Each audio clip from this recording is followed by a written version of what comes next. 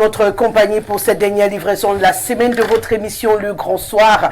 Nous aurons encore l'opportunité jusqu'à 18h52 d'échanger autour des sujets qui ont retenu notre attention pour cet autre numéro de votre émission Le Grand Soir. On va beaucoup parler de politique ce soir, on le sait, hein, la journée mondiale de l'Afrique dans les Starting Blocks, une occasion pour nous de questionner le parcours de l'Union africaine depuis sa création en 63 lorsqu'on parlait encore de l'OUA jusqu'à l'UA aujourd'hui qui est l'organe qui dirige un tout petit peu le continent africain parlant sur le plan international. Qu'est-ce qu'on a déjà vu et qu'est-ce qu'on doit encore voir venant de l'Union africaine? La question on se la pose à cette occasion anniversaire.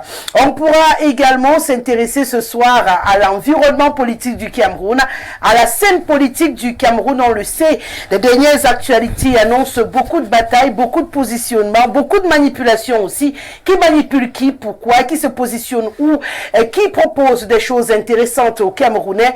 On a envie de questionner également ce petit jeu politique ce soir. Merci de vous installer confortablement devant le petit écran, juste le temps d'une respiration. On dit bonsoir à ceux de nos panélistes qui répondent déjà présents. 99 13 50 75, c'est le code d'accès par lequel vous pouvez participer à cette émission. N'hésitez surtout pas à en faire bon usage. Je le réitère, le numéro, bien sûr, c'est pour les SMS et les WhatsApp. Notre plateforme Facebook vous permet également de contribuer. Info TV Cameroun. On ne va pas oublier de rappeler que peu importe où vous vous trouvez en ce moment, Info Télévision via CanalSat sur la fréquence 317 vous permet bien entendu de nous suivre. Une fois que je l'ai dit, je vais dire bonsoir. C'est vrai que ça fait un petit moment, je ne l'ai pas eu et chaque fois que je le retrouve, ça me fait toujours chaud au cœur. C'est un secret pour personne, hein. Simon Bila, je l'aime particulièrement et c'est toujours un plaisir de l'accueillir sur ce plateau. Il sera la voix de l'Union des populations du Cameroun. J'espère que je ne vais pas faire des jaloux. Bienvenue. Non, particulièrement, je suis content d'être là. Et bonsoir aux panélistes. Bonsoir disons, au Cameroun, tous les frères et sœurs qui nous reçoivent chez eux, en Afrique, en Europe, je crois. Oh, justement. Et même aux États-Unis. Alors, dans le monde. Dans le monde entier, on nous reçoit. Donc, ce soir, les thèmes que vous avez soulevés me paraissent les thèmes qu'on devrait vraiment soulever. Ouais. Pour voir où est-ce que nous sommes, qu'est-ce que nous sommes en train de faire, est-ce que nous avons pris la bonne direction, nos comportements, etc. Moi, je pense que, comme vous avez annoncé, c'est une soirée politique. Oui, très politique. On va faire le point un tout petit peu ce vendredi et on va se servir du week-end pour se remettre en question, afin de démarrer une nouvelle semaine. On le sait, plus on va se rapprocher de 2025, plus il faudra de temps en temps marquer des arrêts comme ceci. Merci d'être là. On s'approche plutôt du mois de juin.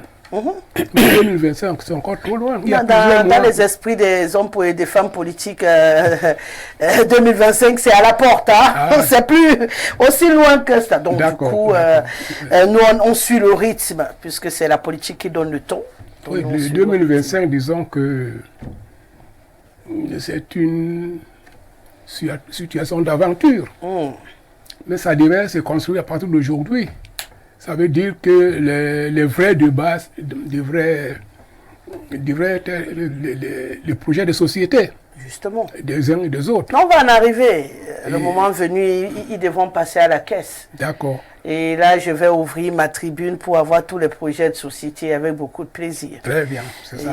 J'annonce déjà qu'il y aura ma caisse et ça va passer négocier. Donc, que chacun se prépare. J'arrive à toi. Le temps de dire bonsoir. Merci encore d'être là. Le temps de dire bonsoir à Maurice Kemou, qui sera la voix du mouvement pour la renaissance du Cameroun sur ce plateau. Bienvenue. Merci Madame Guesselé. Bonsoir à vous. Bonsoir mes copanélistes et puis bonsoir à tous vos millions de téléspectateurs.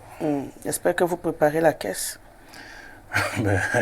La caisse elle est toujours ouverte, donc on va faire comme donc c'est moi qui n'a pas la clé, la bonne clé quoi. Il va chercher la clé. D'accord, j'ai compris. Les gars ont multiplié Info TV. Peut-être les gars ont multiplié la clé. Info TV. Merci de m'informer. Je vais vérifier qu'il y a le double de ma clé. Comme ça, moi-même, je vais commencer à ouvrir le coffre. Merci d'avoir accepté encore notre invitation. En tout cas, c'est un plaisir d'être là. Je crois que c'est vraiment une soirée politique. Parce que le surtout Cameroun, qu'il paraît que Maurice Kamto appelle à la révolte. Oui, c'est ce que Atangandi a vu dans ses On rêves. saura tout à l'heure s'il appelle à la révolte ou pas. Voilà, merci d'aider à ce que ce soit sur silencieux ou éteint. On va également accueillir Full Godfrey, qui sera donc la voix du RDPC sur ce plateau. Lui aussi, ça fait un petit moment qu'on n'a pas été ensemble. C'est un bonheur de vous retrouver, bienvenue. Quelqu'un m'a dit hier, toi tu sais aller ressusciter les gens du RDPC. C'est vrai, c'est vrai. C'est vrai, je dis comme ça bonsoir à tous nos téléspectateurs. Et je suis vraiment ravi d'être là ce soir. Et puis c'est un très bon moment d'échange. Et c'est ça même qui fait la particularité d'Info TV, qui est vraiment une chaîne d'information. Vous savez, aujourd'hui, la place publique est inondée par les faits, ou j'allais appeler même les incidents politiques. Les incidents politiques, mais si vous voyez une grosse chaîne comme celle-ci qui s'arrête un petit peu pour parler, n'est-ce pas, de notre continent africain, notre continent à nous, qui est convoité par tout le monde, et pour qu'on puisse s'interroger qu'est-ce qui a été fait depuis 61 ans, c'est vraiment intéressant, parce qu'il y a des sujets, mais il y a parfois des sujets qui peuvent, n'est-ce pas, servir de point d'ombre à d'autres qui sont peut-être mieux importants. Parce que ces batailles que vous voyez aujourd'hui à l'interne, on commence à s'interroger. Comment est-ce que cette Union africaine peut se bâtir? Et du moment où, à l'intérieur de la Chambre, on n'est vraiment pas très calé. Ça, vraiment, c'est intéressant. Donc, comme quoi, individuellement, on n'est pas unis, ça va être compliqué d'unir le continent. On peut unir le continent? On va sûrement questionner cette unité justement ce soir. Le temps pour moi d'accueillir le 4e et non des moindres, Gérard Nga, qui sera la voix du PCRN ce soir. Merci d'avoir accepté encore notre invitation. Bienvenue. Merci Rosalie, bonsoir à vous, bonsoir aux autres invités. Bonsoir à tous les téléspectateurs. Bonsoir à tous les valeureux Camerounais qui se battent au jour le jour pour chercher le pain quotidien. Malgré la conjoncture assez difficile, c'est au prix de leur sacrifice, malgré les vicissitudes de la vie, on ne peut que les encourager. Vous encouragez? Oui, les Camerounais à être encore un peu résilients, mais qui ne perdent pas espoir. Est-ce qu'ils ont le choix? Ils ont le choix est là. Il ne faut pas dire que c'est le langage qu'il ne faut pas emprunter. Donc, si tu n'es pas résilient au Cameroun, tu t'en sors comment maintenant? Non, le problème, c'est qu'on a le choix. On a toujours un choix. Le choix, c'est lequel? Le choix, c'est de se battre. Ben, c'est ça la résilience, c'est s'accrocher. Non, le problème, c'est que la résilience, ça dit, ce n'est pas une situation volontaire. Ce n'est pas une situation volontaire. C'est que vous subissez et vous êtes étouffé. Cela ne voudrait pas dire que vous n'avez pas de choix. Vous avez l'opportunité de vous exprimer, bien entendu, c'est 2025. C'est ce que j'allais dire, que vous avez donc le choix en 2025, et d'ailleurs, rester 100 jours, pour que les uns et les autres puissent véritablement prendre leur destin en main.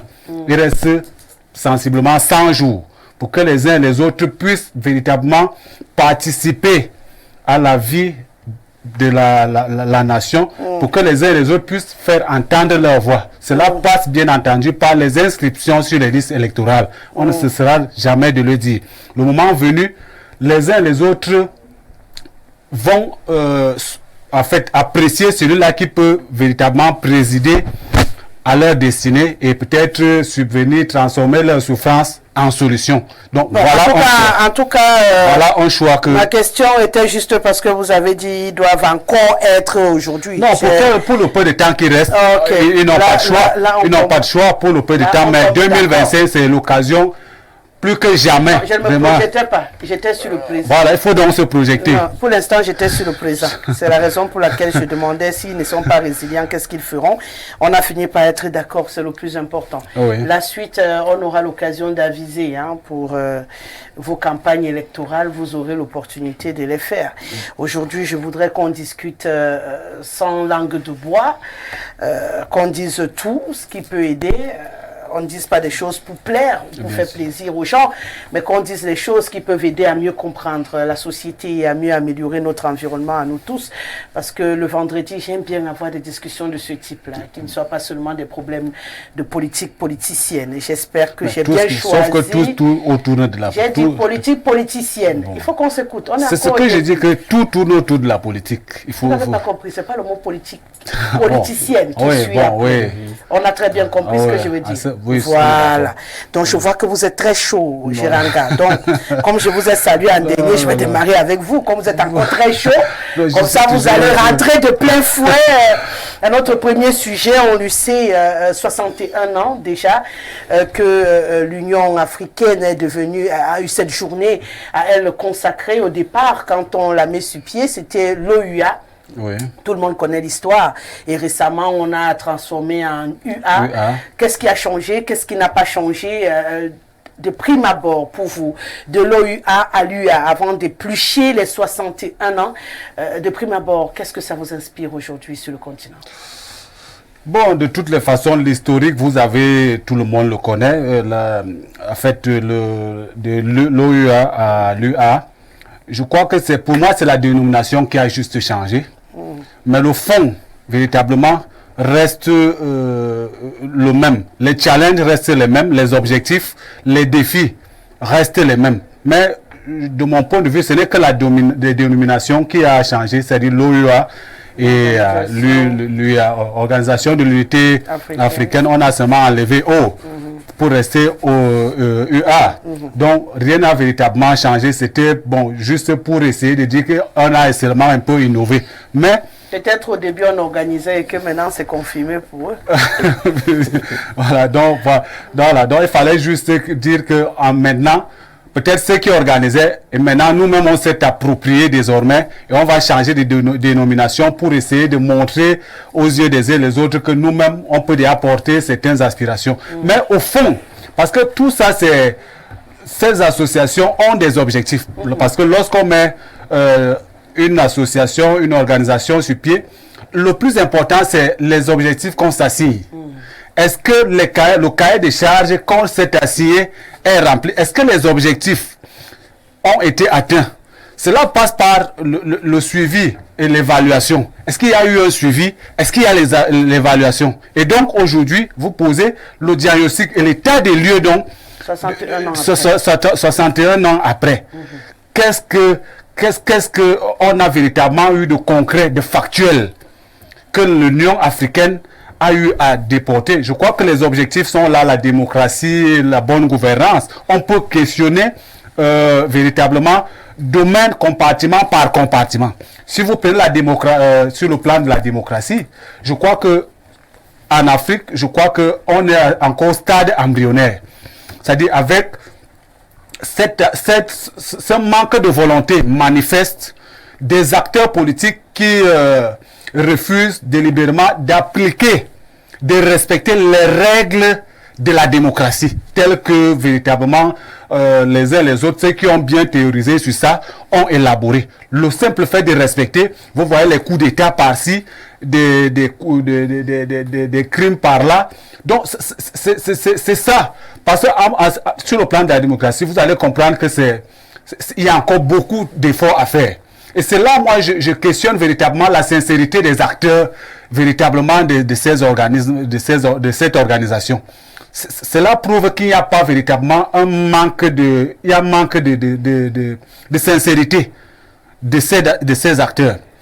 L'intégration sous-régionale, si on peut questionner l'intégration au niveau sous-régional, au niveau du continent même, est-ce que l'intégration est effective? Est-ce que les citoyens peuvent se déplacer d'un point à l'autre sans être inquiétés? Est-ce que l'intégration véritablement est effective? Est-ce qu'il y a l'acceptation de l'autre? Ça pose un problème parce qu'on voit de part et d'autre des rejets, des traitements parfois inhumains des compatriotes, des Africains entre eux. On voit, vous allez dans tel pays, vous êtes pourchassés. Je vais prendre le cas du Cameroun où beaucoup de compatriotes ont été chassés en Guinée équatoriale. Il y a au Maghreb, les cas sont légion. en Algérie et ainsi de suite. Donc, vous voyez en ce moment que je ne sais pas si véritablement on fait semblant ou véritablement on est engagé dans la dynamique véritablement d'évoluer. Est-ce que sur le plan de l'innovation, on a vu quelque chose que l'Afrique a proposé pour faire asseoir véritablement sa marque de fabrique au sein du Conseil des Nations par rapport aux autres continents? Quelle est l'innovation, quelle est la marque de fabrique? Donc, en d'autres termes, l'Afrique. Non, mais de toutes les façons, je dis le diagnostic est là. On va compartiment par compartiment. Sur le plan des infrastructures, il y a eu la transafricaine qu'on a inventée. Est-ce que aujourd'hui le déplacement des biens et des personnes par voie terrestre, par voie maritime, par voie aérienne, est-ce qu'on peut véritablement se sentir à l'aise de prendre la route et de rallier 4 pays sans faire face au contrôle routier, sans faire face au braquage, sans faire face à des péripéties, aux aléas vraiment de tout genre? Moi, je crois que, est-ce qu'il y a même une vision prospective? La vision prospective même de cette organisation. Est-ce qu'on s'est projeté de telle sorte que à 50 ans, 10 ans, 15 ans, aujourd'hui, qu'est-ce que l'UA va devenir?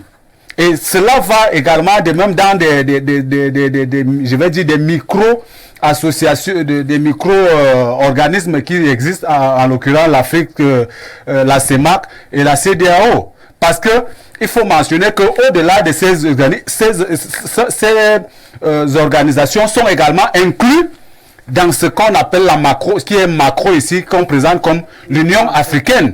Et donc, véritablement, est-ce que tout cela mis ensemble, véritablement, il y a véritablement à se questionner la nécessité même de se mettre ensemble, de l'existence de l'Union africaine. Donc, Simon Bila, on se rappelle, c'était en 63, donc ça fait 61 ans aujourd'hui.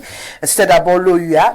Et puis en 2002, ça c'est pour être tout à fait clair avec l'histoire, parce que je n'ai pas dit à haute voix, j'ai dit on est passé d'eux, mais on a aussi des jeunes qui préparent des examens, qui nous regardent dans la maison. Ils devraient avoir les dates pour pouvoir répondre, pourquoi pas, en cas d'examen. C'était en 63, là on avait l'OUA, l'Organisation de l'Unité Africaine. Aujourd'hui, depuis 2002, c'est devenu l'Union africaine, donc c'est la continuité. On n'a pas recommencé, c'est pourquoi on a mis 61 ans en bloc pour essayer de comprendre.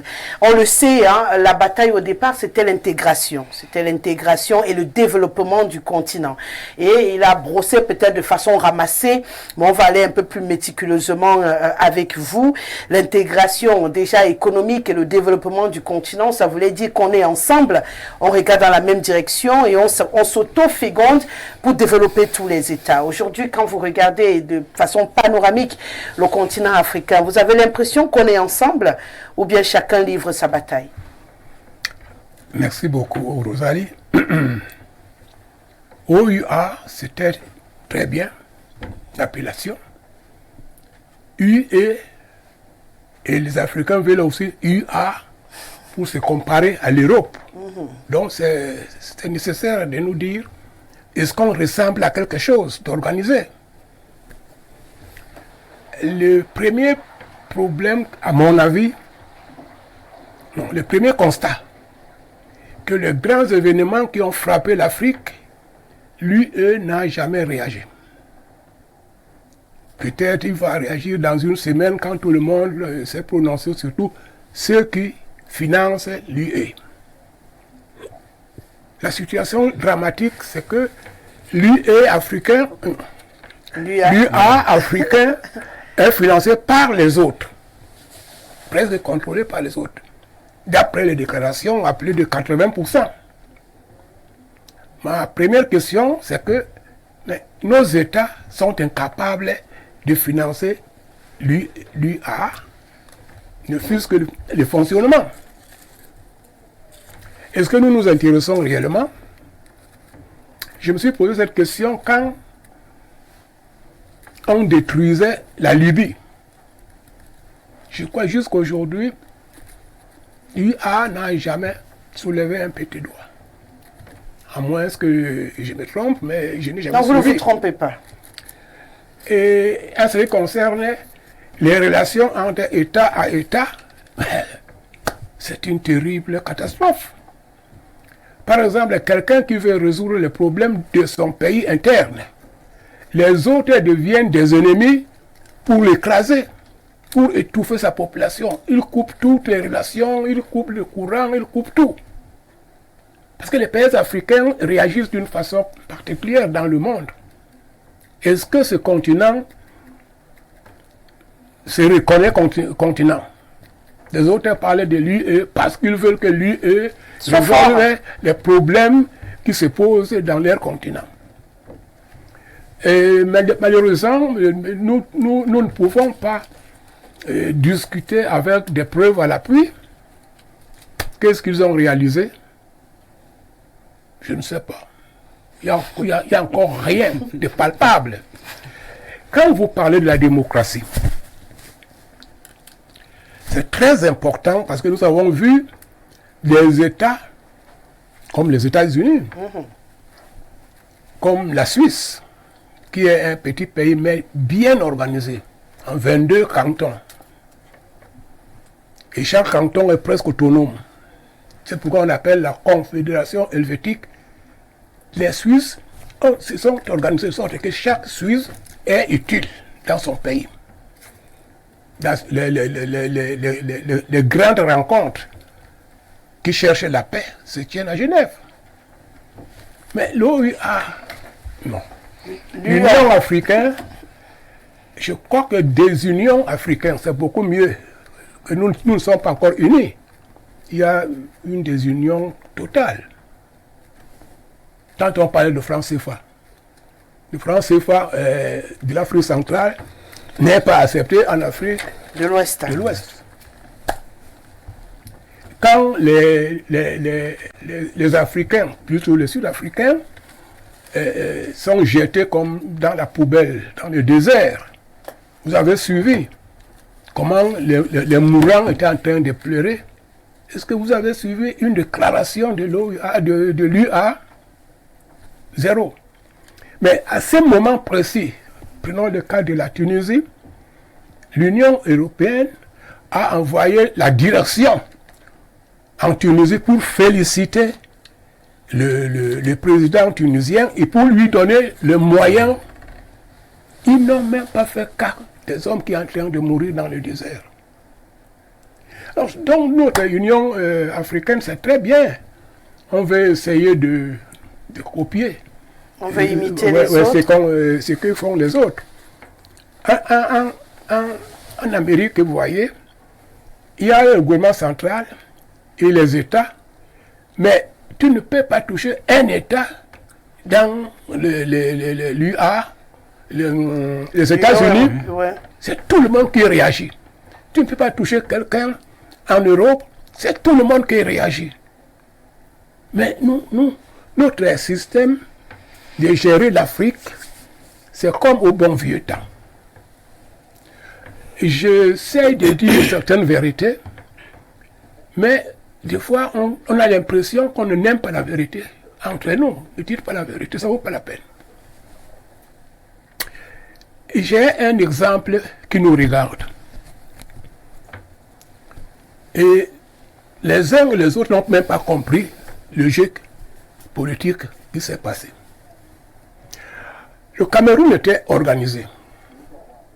Le Cameroun avait une ceinture industrielle. Le Cameroun avait des barèmes de salaire. Vraiment une organisation assez poussée. Brusquement, pourquoi tout s'est écoulé?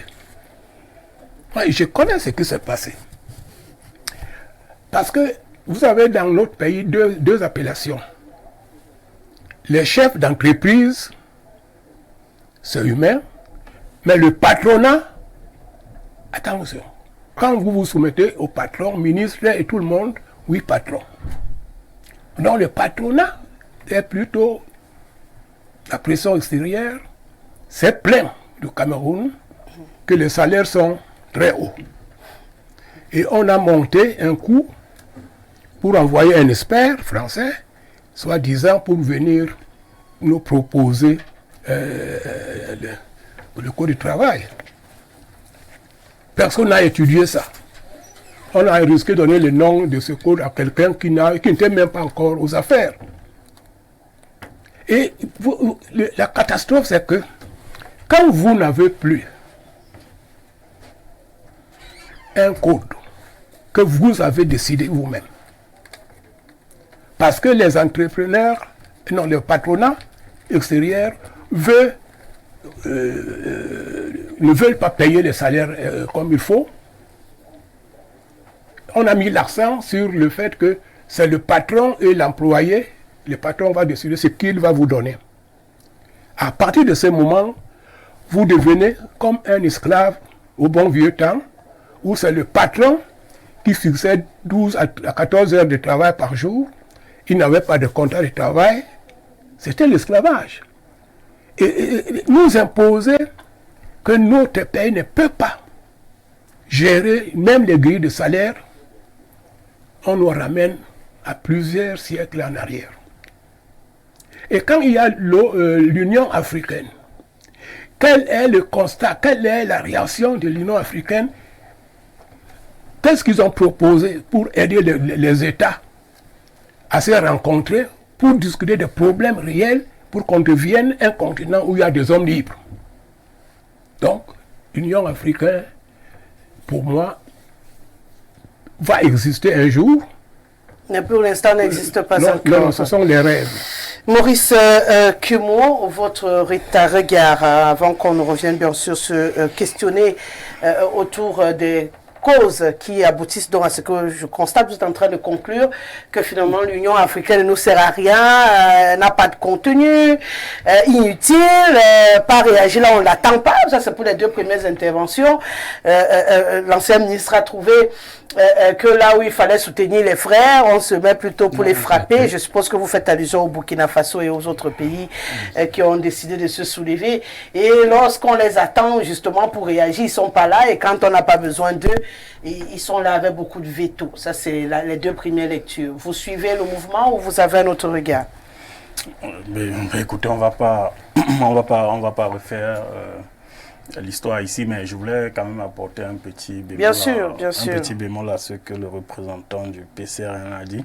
C'était pas les mêmes objectifs, voilà, c'était pas les mêmes objectifs, c'est-à-dire la création de l'Organisation de l'Unité africaine et l'Union africaine. C'est-à-dire que dans le processus qui a mené à l'Organisation de l'Unité africaine, il était question plus de la décolonisation de l'ensemble des pays africains. La liberté. Voilà, ces pays-là, bon, en tout cas, cet objectif ayant été atteint, il était question qu'on passe à autre chose. Et c'est pourquoi, donc, il fallait qu'on a mis sur pied, je vais dire toujours l'Organisation de l'Unité africaine, même si l'appellation a changé, mais les objectifs ont changé et il y avait un triple objectif, d'abord démocratique, de l'intégration et puis de la démocratie dans ces pays-là. Mais maintenant, si notre débat a une structure technique, et peut-être un peu académique, il faudrait qu'on segmente pour voir si les objectifs... C'est pourquoi j'ai demandé d'abord un regard global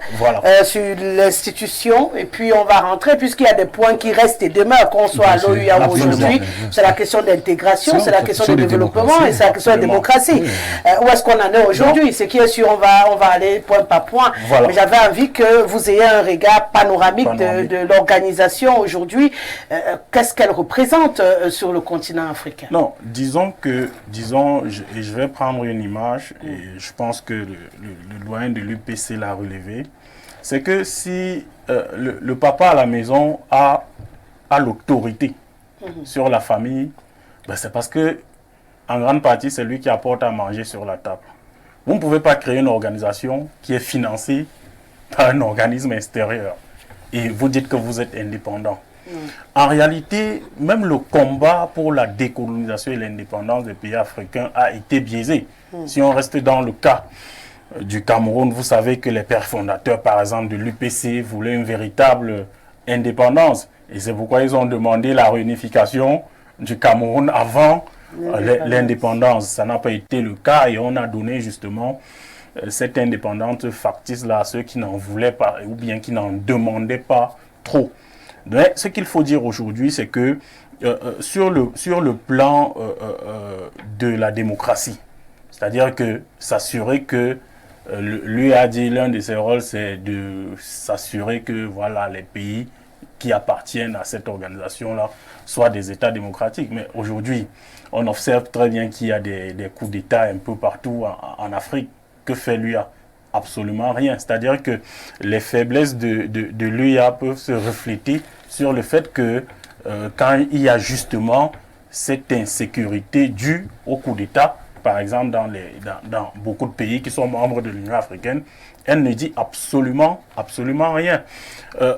Il faut surtout dire que une indépendance politique qui n'est pas assise sur une indépendance économique et même monétaire, je pense que c'est quelque chose qui est factiste. Parce qu'aujourd'hui, on ne peut pas dire qu'on est indépendant. Et qu'il y a 15 pays, par exemple, de l'Afrique de l'Ouest et puis de l'Afrique centrale, dont les 8 de l'Afrique de l'Ouest et les 6 de l'Afrique centrale, qui utilisent encore une monnaie coloniale en réalité. C'est-à-dire que la monnaie appartient au peuple. Mais il faut dire que le franc CFA n'appartient pas au peuple africain. C'est-à-dire que c'est une création du général de Gaulle après la Seconde Guerre mondiale et il a exactement mis sur pied ce que la France elle-même avait subi quand elle était sous occupation allemande. C'est-à-dire ce qui était le clearing là-bas, ils ont redéployé ça au niveau des pays justement de son précaré pour créer ce qu'on appelait des comptes d'opération. Parce qu'il n'est pas normal aujourd'hui que 15 pays africains utilisent une monnaie... Je crois que c'est 14. 15. Bon, 8 et 6, c'est 14. 8 et 6, mais il y a également les Comores. Il y a les Comores, c'est pourquoi ça fait... Ouais. Guinée équatoriale. Non, la Guinée est dans les 6. Dans l'Afrique dans l'Afrique centrale. Donc, vous avez 15 pays là qui utilisent une monnaie qui n'est pas fabriquée sur le sol africain. C'est-à-dire que c'est incompréhensible. Est-ce que vous pouvez comprendre que l'euro, est-ce que vous pouvez vous imaginer que l'euro soit fabriqué dans un pays qui ne fait pas partie de la zone de l'Union européenne? L'euro est fabriqué à Francfort, en Allemagne, qui est un pays de l'Union européenne. Or, on a donc une monnaie, le franc CFA, même si ça a changé de nom, pour donner une coloration un peu économique à cette affaire-là, mais qui est fabriquée à Chamalières en France.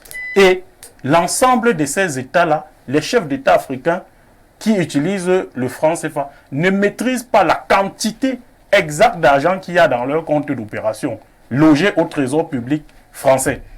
On peut revenir sur les mécanismes et tout, mais il faut dire que nous ne sommes pas indépendants économiquement. Et donc, une indépendance politique qui n'est pas assise sur une indépendance économique devient factice. Maintenant, on peut revenir peut-être sur la démocratie également et le maintien de la paix, qui est également l'un des rôles fondamentaux de l'Union africaine. On peut demander, est-ce qu'aujourd'hui, la paix règne? Et quand la paix ne règne pas, qu'est-ce que l'Union africaine fait? On voit par exemple ce qui est en train de se passer actuellement au nord du Mozambique, en RDC, et puis les coups d'État au Mali, en Guinée, et puis au Burkina Faso. Que fait l'Union africaine? Donc vous voyez que on a l'impression que globalement, comme c'est un regard panoramique qu'on a sur l'affaire, que c'est une grosse coquille vide et que nos chefs d'État se retrouvent souvent là pour parler, mais on a l'impression que les solutions sont dictées d'ailleurs et que réellement rien n'est fait pour sortir les pays africains du marasme, que ce soit économique et du maintien de la paix et autres objectifs qui ne sont pas atteints. Donc, on a l'impression globalement que c'est une coquille vide. Et c'est pourquoi je comprends que quelqu'un demande ici qu'est-ce qu'elle a déjà fait. On a l'impression que la réponse est rien du tout. Voilà. Foule, je prends également votre regard avant de poursuivre cette émission pour aller questionner ce qu'on peut faire pour améliorer. Il faudrait d'abord qu'on ait votre regard. Mais la précision que je voulais donner et que je vérifie encore, c'est que désormais, les Comores utilisent le franc comorien. Donc, c'est 14 États qui utilisent le franc CFA. Je continue avec vous, Foule. Oui, justement, lorsque... C'est désormais comme ça. Le franc comorien et également... On n'a pas de... Oui, c'est aussi une monnaie fabriquée, mais le franc CFA, c'est 14 États. Maintenant, leur nom là-bas, c'est le franc comorien. Vous n'allez pas dire que franc comorien et franc CFA, c'est la même chose. Ils ont aussi leur part de souffrance. Seulement, ce n'est pas le franc CFA. Oui, Foul. Oui, je crois que lorsque... Je ne vais pas revenir sur ce que d'autres ont déjà dit. Mais il faut mentionner quelque chose ici. Mais je vais utiliser également une image pour parler de l'Union africaine qui, à mon avis, semble être une vue d'esprit. Ah, vous également, vous trouvez que c'est une vue d'esprit? Parce que, vous savez, lorsqu'on dit union, si nous prenons sur le plan du mariage, quand vous acceptez faire une union avec une autre personne, ça veut simplement dire que vous acceptez, n'est-ce pas, abandonner certains de vos pouvoirs. Vous acceptez abandonner certains de vos pouvoirs, que certains interdits chez vous deviennent certainement des choses où certaines personnes pourraient, contre votre avis, avoir accès. Et aujourd'hui, lorsqu'on parle de l'Union africaine, 61 ans après, et vous constatez que c'est en 2023 qu'on veut accélérer le processus de mise en œuvre du projet de la zone de libre-échange. Oui, de la zone, oui. La zone de libre-échange, échange continental africain. Oui. La libre circulation. Oui, la libre circulation des personnes, le droit de s'installer ou d'établissement. C'est maintenant qu'on va accélérer. Là, vous êtes en plein dans l'intégration. Oui, 61 ans après. Et puis, sur le cas pratique, vous voyez ce qui se passe au Congo, où quelques Camerounais ont été expulsés, et puis c'est un cas qui fait légion en Guinée équatoriale et au Gabon. Vous comprenez que parfois on peut bien parler de l'Union africaine, mais cette union peut effectivement avoir lieu, ne peut effectivement avoir lieu que lorsque les Africains, les États africains acceptent à un moment donné d'abandonner certains pans de leur pouvoir. Permettre, n'est-ce pas, à certains, à ceux qui peuvent circuler d'un point à un autre, de le faire librement, sans toutefois. Parce qu'en Europe, par exemple, vous voyez, quelqu'un peut partir de la France pour l'Allemagne sans toutefois se déranger. Et pourtant, ici au Cameroun, c'est difficile.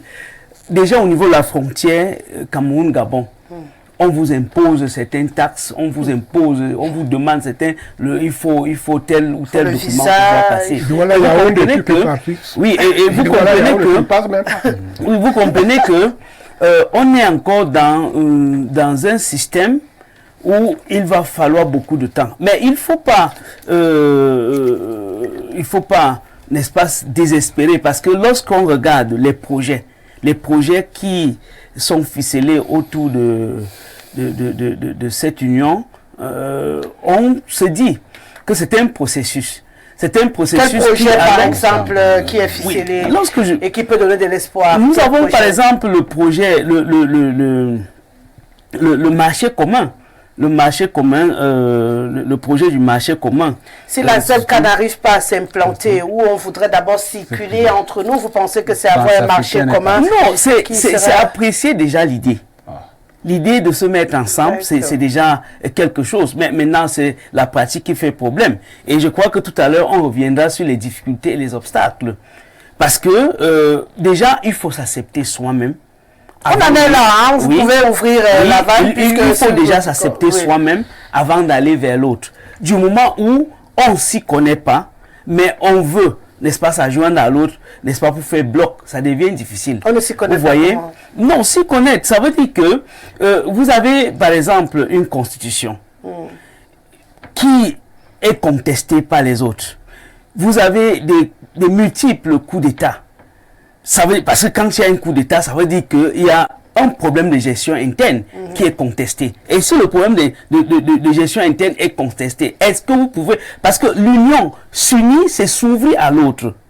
Et si vous pouvez... Vous n'avez pas... C'est pour ça que j'ai dit... et on constate même que les pays africains ont développe ce système d'économie, développe ce système qu'on peut appeler l'autarcie. C'est-à-dire que se fier à ce qu'on a et puis si je suis votre logique, afin qu'on n'a pas envie d'être unis. Oui. C'est ça. Ça devient difficile donc, du coup, parce que chacun veut protéger, n'est-ce pas, son petit espace et ne pas laisser l'opportunité à l'autre d'apporter, n'est-ce pas, soit quelque chose qui peut être avantageux ou apporter, n'est-ce pas, des corrections à ce qui a été fait au niveau interne. Donc, ce qui fait que c'est un chemin qui est un peu long et qu'il va falloir vraiment du temps pour que les Africains puissent se mettre ensemble. S'il faut qu'ils fassent comme ailleurs. 61 ans, monsieur le ministre, on est encore en train de balbutier, de se demander si on peut réussir à traverser la limite de nos problèmes personnels. Parce que ce que Foul est en train de dire, c'est que dans les pays africains aujourd'hui, on a des divisions en interne, on a des batailles intestines entre frères à l'intérieur de chaque pays, d'où certains coups d'État, d'où des crises dans certains pays. Et aujourd'hui, dans cet état de choses, demander aux gens d'être ensemble. Sauf qu'avant qu'on ait ces situations critiques, on n'était pas déjà en train de courir vers l'unité? Est-ce qu'on va se dire aujourd'hui que c'est parce qu'il y a des tensions? Est-ce que les tensions ne sont pas justement la résultante du fait qu'on n'ait pas accéléré le processus de s'unir, comme par exemple l'a demandé dans le temps l'ancien leader libyen qui voulait justement qu'on ait une sorte de regroupement pour être plus fort et affronter les autres? Et est-ce que c'est parce qu'on ne l'a pas fait qu'aujourd'hui on a l'impression que tout est fait pour que chaque pays justement reste dans son coin? Ou ce sont ces pays-là qui ne veulent pas aller vers l'unité? Vous savez, quelqu'un a dit la précaré. Le précaré français, c'est ce qu'il a cité. C'est très important. Au niveau international. Ils savent pourquoi ils n'ont pas donné français à l'ONU. À l'ONU, on appelle ça précaré français. Même l'ONU utilise le terme. Ça part de là. Ça part de là. On parlait de coup d'État. Mais il y a plusieurs coups d'État, plusieurs formes de coups d'État. On organise les élections pour faire un coup d'État.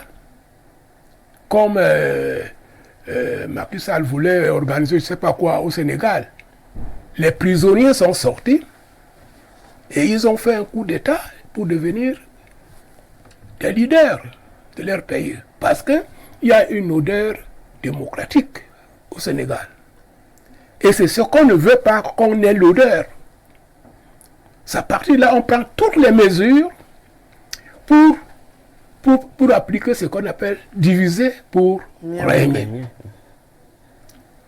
Quand nous n'avons pas encore accepté à l'intérieur de chaque pays qu'il y ait cette façon de vouloir vivre ensemble, ça n'existait pas. Ça n'existait pas. Nous avons l'Union africaine, mais ceux qui ont créé l'Union africaine, la plupart de ceux-là étaient des putschistes. Mais ils voulaient résoudre des problèmes à l'intérieur de leur pays. Donc moi, je ne peux pas parler de coup d'État, puisque le système même de mettre des lois, des barrières, etc., à l'intérieur d'une population, c'est un système, je ne peux pas m'éloigner de dire, c'est un coup d'État, où la population qui est là doit être soumise à toi.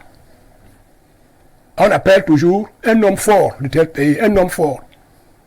Voilà Enfin, vous avez l'impression que c'est plus profond, en fait, même dans le langage, on est enchaîné. Voilà. Entre nous, on dit l'homme fort de tel pays, voilà. Et c'est vrai, c'est quelque chose qui revient l'OUA, à mon avis, s'il demandait le conseil des hommes qui sont dans le sous-quartier, mais je leur dirais que la première des choses, qu'il y a des préalables. Ces préalables est que quand vous êtes dans l'Union africaine et que l'Union africaine cherchait à démocratiser l'Afrique, il faut maintenant qu'on se dise, oui, il y a les élections, mais voilà les mandats que vous ne pouvez pas dépasser. Qu'on contrôle que la gestion démocratique commence à être applicable. Non, ça n'existe pas, ils n'ont pas le moyen pour le faire. Et quand vous poussez plus loin, vous verrez que on utilise les termes. Redonner le pouvoir aux civils. Mais vous vous rendez compte ce que ça veut dire?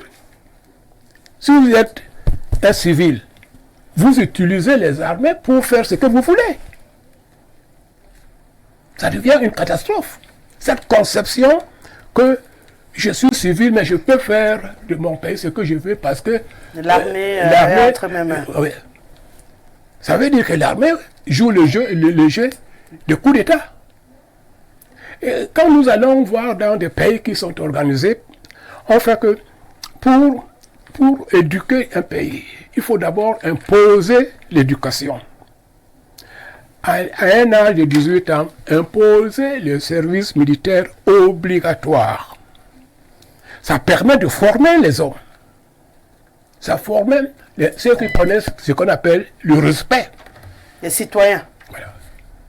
Et quand vous voyez le système, qu'il y a la jeunesse qu'ils appellent faire des lances, c'est très bien.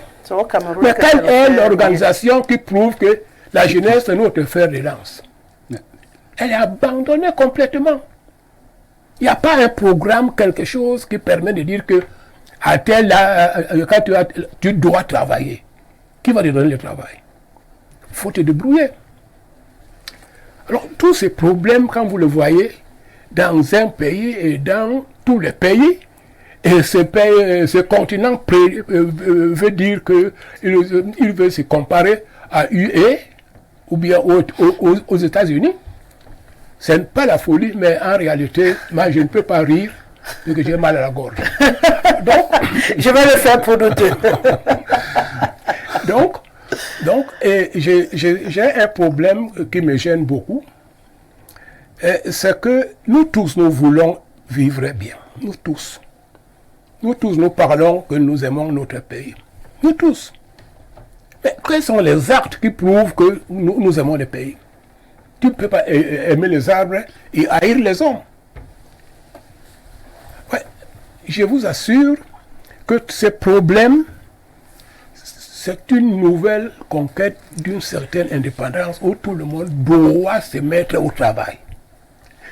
Par exemple, si les Camerounais se rencontrent, ce n'est pas pour se lancer les flèches, mais essayer de trouver les idées positives qui permettront aux uns aux autres de se former.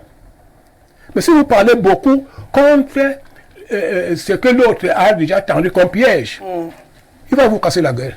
Ouais. Mais qu'est-ce que se passe alors? Comment vous voulez aller de l'avant avec les barrières qui sont partout? Donc, je voulais dire que l'OUA devait avoir comme préalable la gestion démocratique dans chaque pays. Et on a la possibilité de dire, tu n'as pas respecté ce que l'UA a préconisé et son pays a accepté que tu as 2 mandats. Et ça permet quelque chose où nous allons ensemble. Qu'on ait l'impression de regarder dans la même direction et le reste pourra se faire tranquillement. Mais pratiquement chacun fait ce qu'il veut. D'accord. Il y a un déséquilibre dans le jeu démocratique, comme il dit, les pays ne se ressemblent pas, alors qu'ailleurs c'est quasiment la même chose. Ben, chez nous, sur le continent, chacun a son style. Bon, on a même les royaumes ici et tout, donc c'est pas évident non plus. Hein. Il y a beaucoup de choses qui empêchent finalement à ce qu'on ait cette unité, et puisque 61 ans après, vous le dites tous, on n'est toujours pas unis.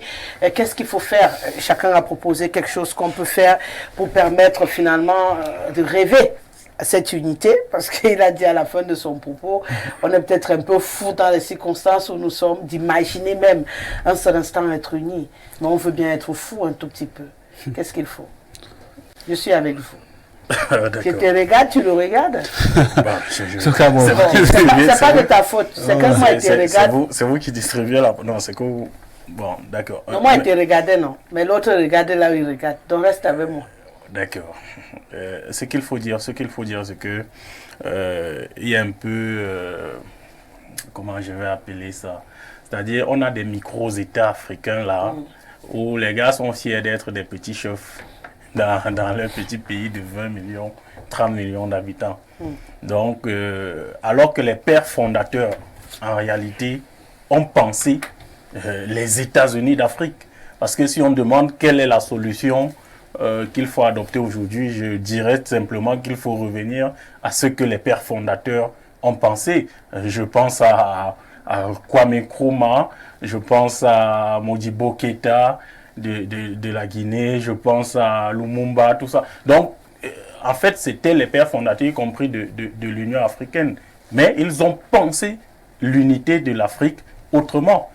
Il fallait aller vers les États-Unis d'Afrique. Et je pense que le dernier que je pourrais appeler celui qui a vraiment intégré la vision de ces pères fondateurs-là, je pense que c'était le président Kadhafi, qu'on a zigoué sur le regard complice de cette unité africaine, qui n'a rien fait du tout pour éviter ce qui est arrivé à Kadhafi.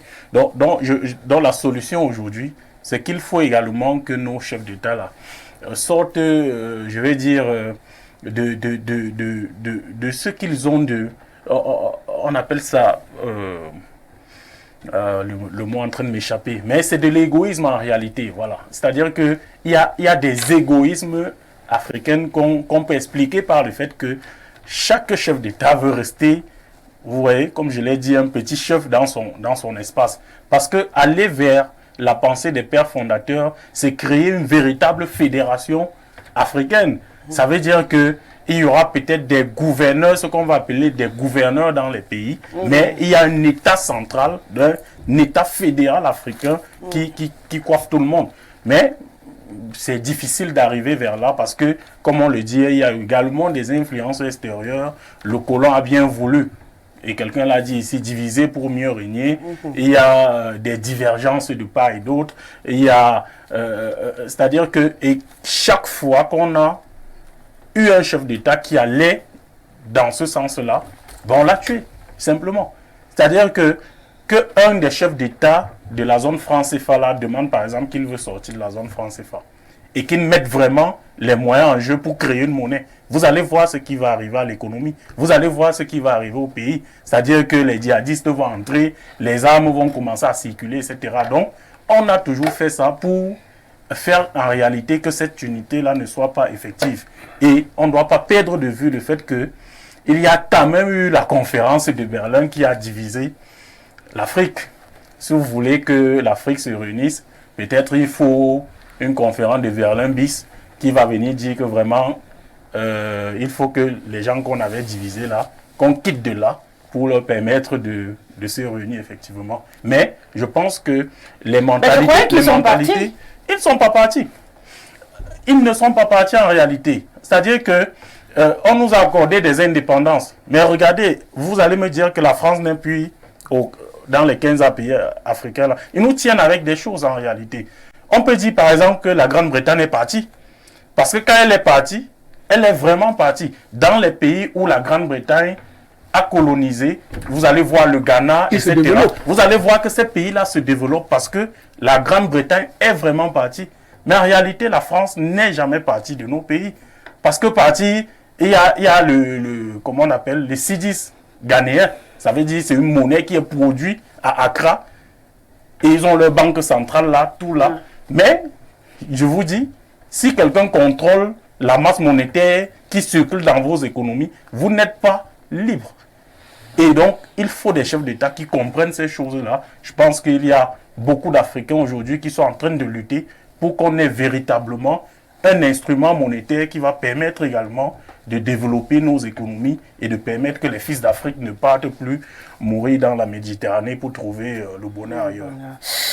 Géranga, tant qu'on n'a pas notre monnaie apparemment sur le continent, surtout dans la zone franc, comme il le dit, puisque tous s'accordent pour dire que l'Angleterre a quand même un tout petit peu porté ses sacs, l'Espagne a quand même porté un peu ses sacs, apparemment c'est la France qui a du mal à soulever ses valises pour quitter le continent africain, et tant qu'on n'a pas cette liberté, cette intégration monétaire, cette liberté monétaire, le développement qui est attendu dans toutes ces zones ne pourra pas suivre.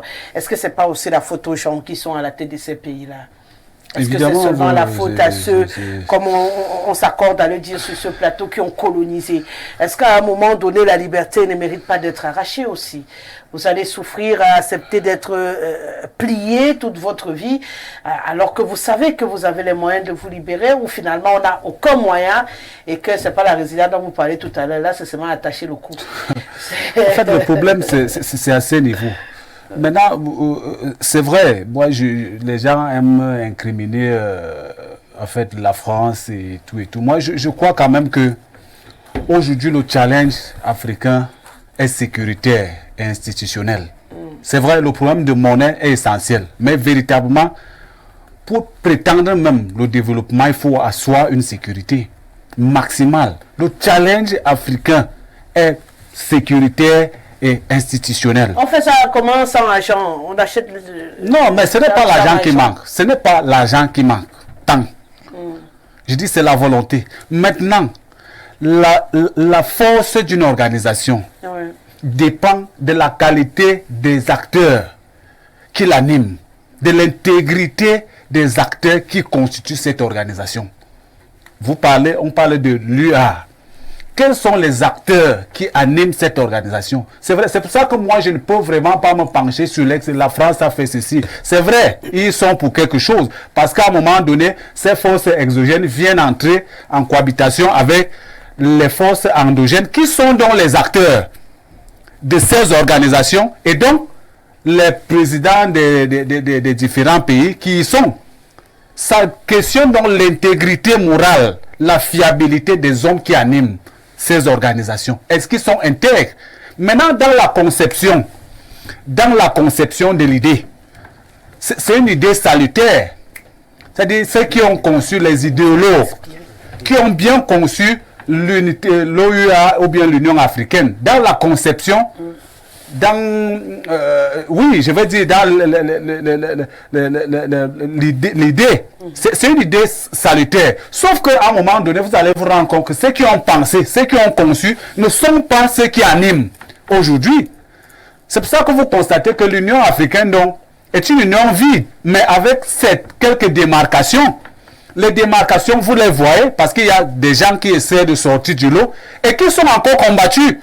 Lorsque vous voyez le Burkina, le Mali, ainsi de suite, il y a des acteurs qui peuvent se démarquer et d'autres qui sont même ambassadeurs. Vous avez pris le cas de Kadhafi et Laurent Gbagbo. Voilà les pionniers qui ont voulu véritablement se mettre ensemble. On sait comment ils ont été faits. Et au-dessus, pour essayer un peu de contrecarrer, pour mettre l'épée, ils ont créé la CPI qui est là pour couper les têtes à ceux qui veulent se démarquer. Parce que c'est ça qu'on a mis au-dessus de cette organisation de l'UA. Pour dire, ceux qui vont enfreindre, ceux qui vont vouloir se démarquer, voilà ce qui vous attend. Et donc aujourd'hui, il n'est pas question de pleurnicher. Notre destin est à nous. Et c'est pour ça qu'il faut véritablement que l'éveil de la jeunesse africaine, le doyen a parlé du fait de l'âge de la jeunesse. De la nation. Moi, je crois que la jeunesse aujourd'hui, c'est la cible de la lance. Évidemment, c'est la cible de la lance partout dans les pays.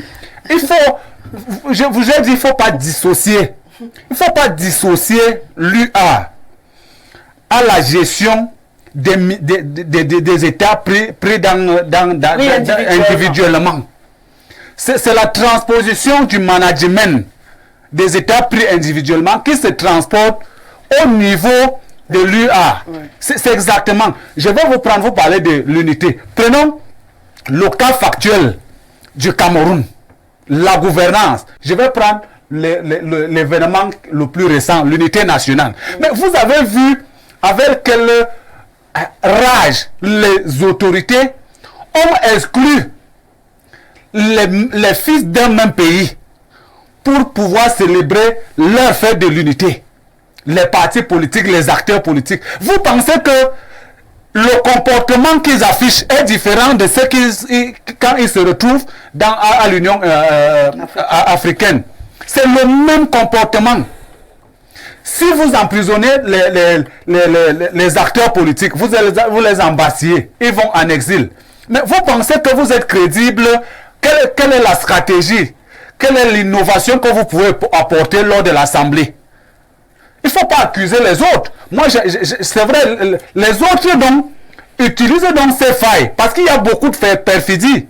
C'est la perfidie qui nous amène à cela. Parce qu'il y a un manque de solidarité et un manque de franchise des acteurs.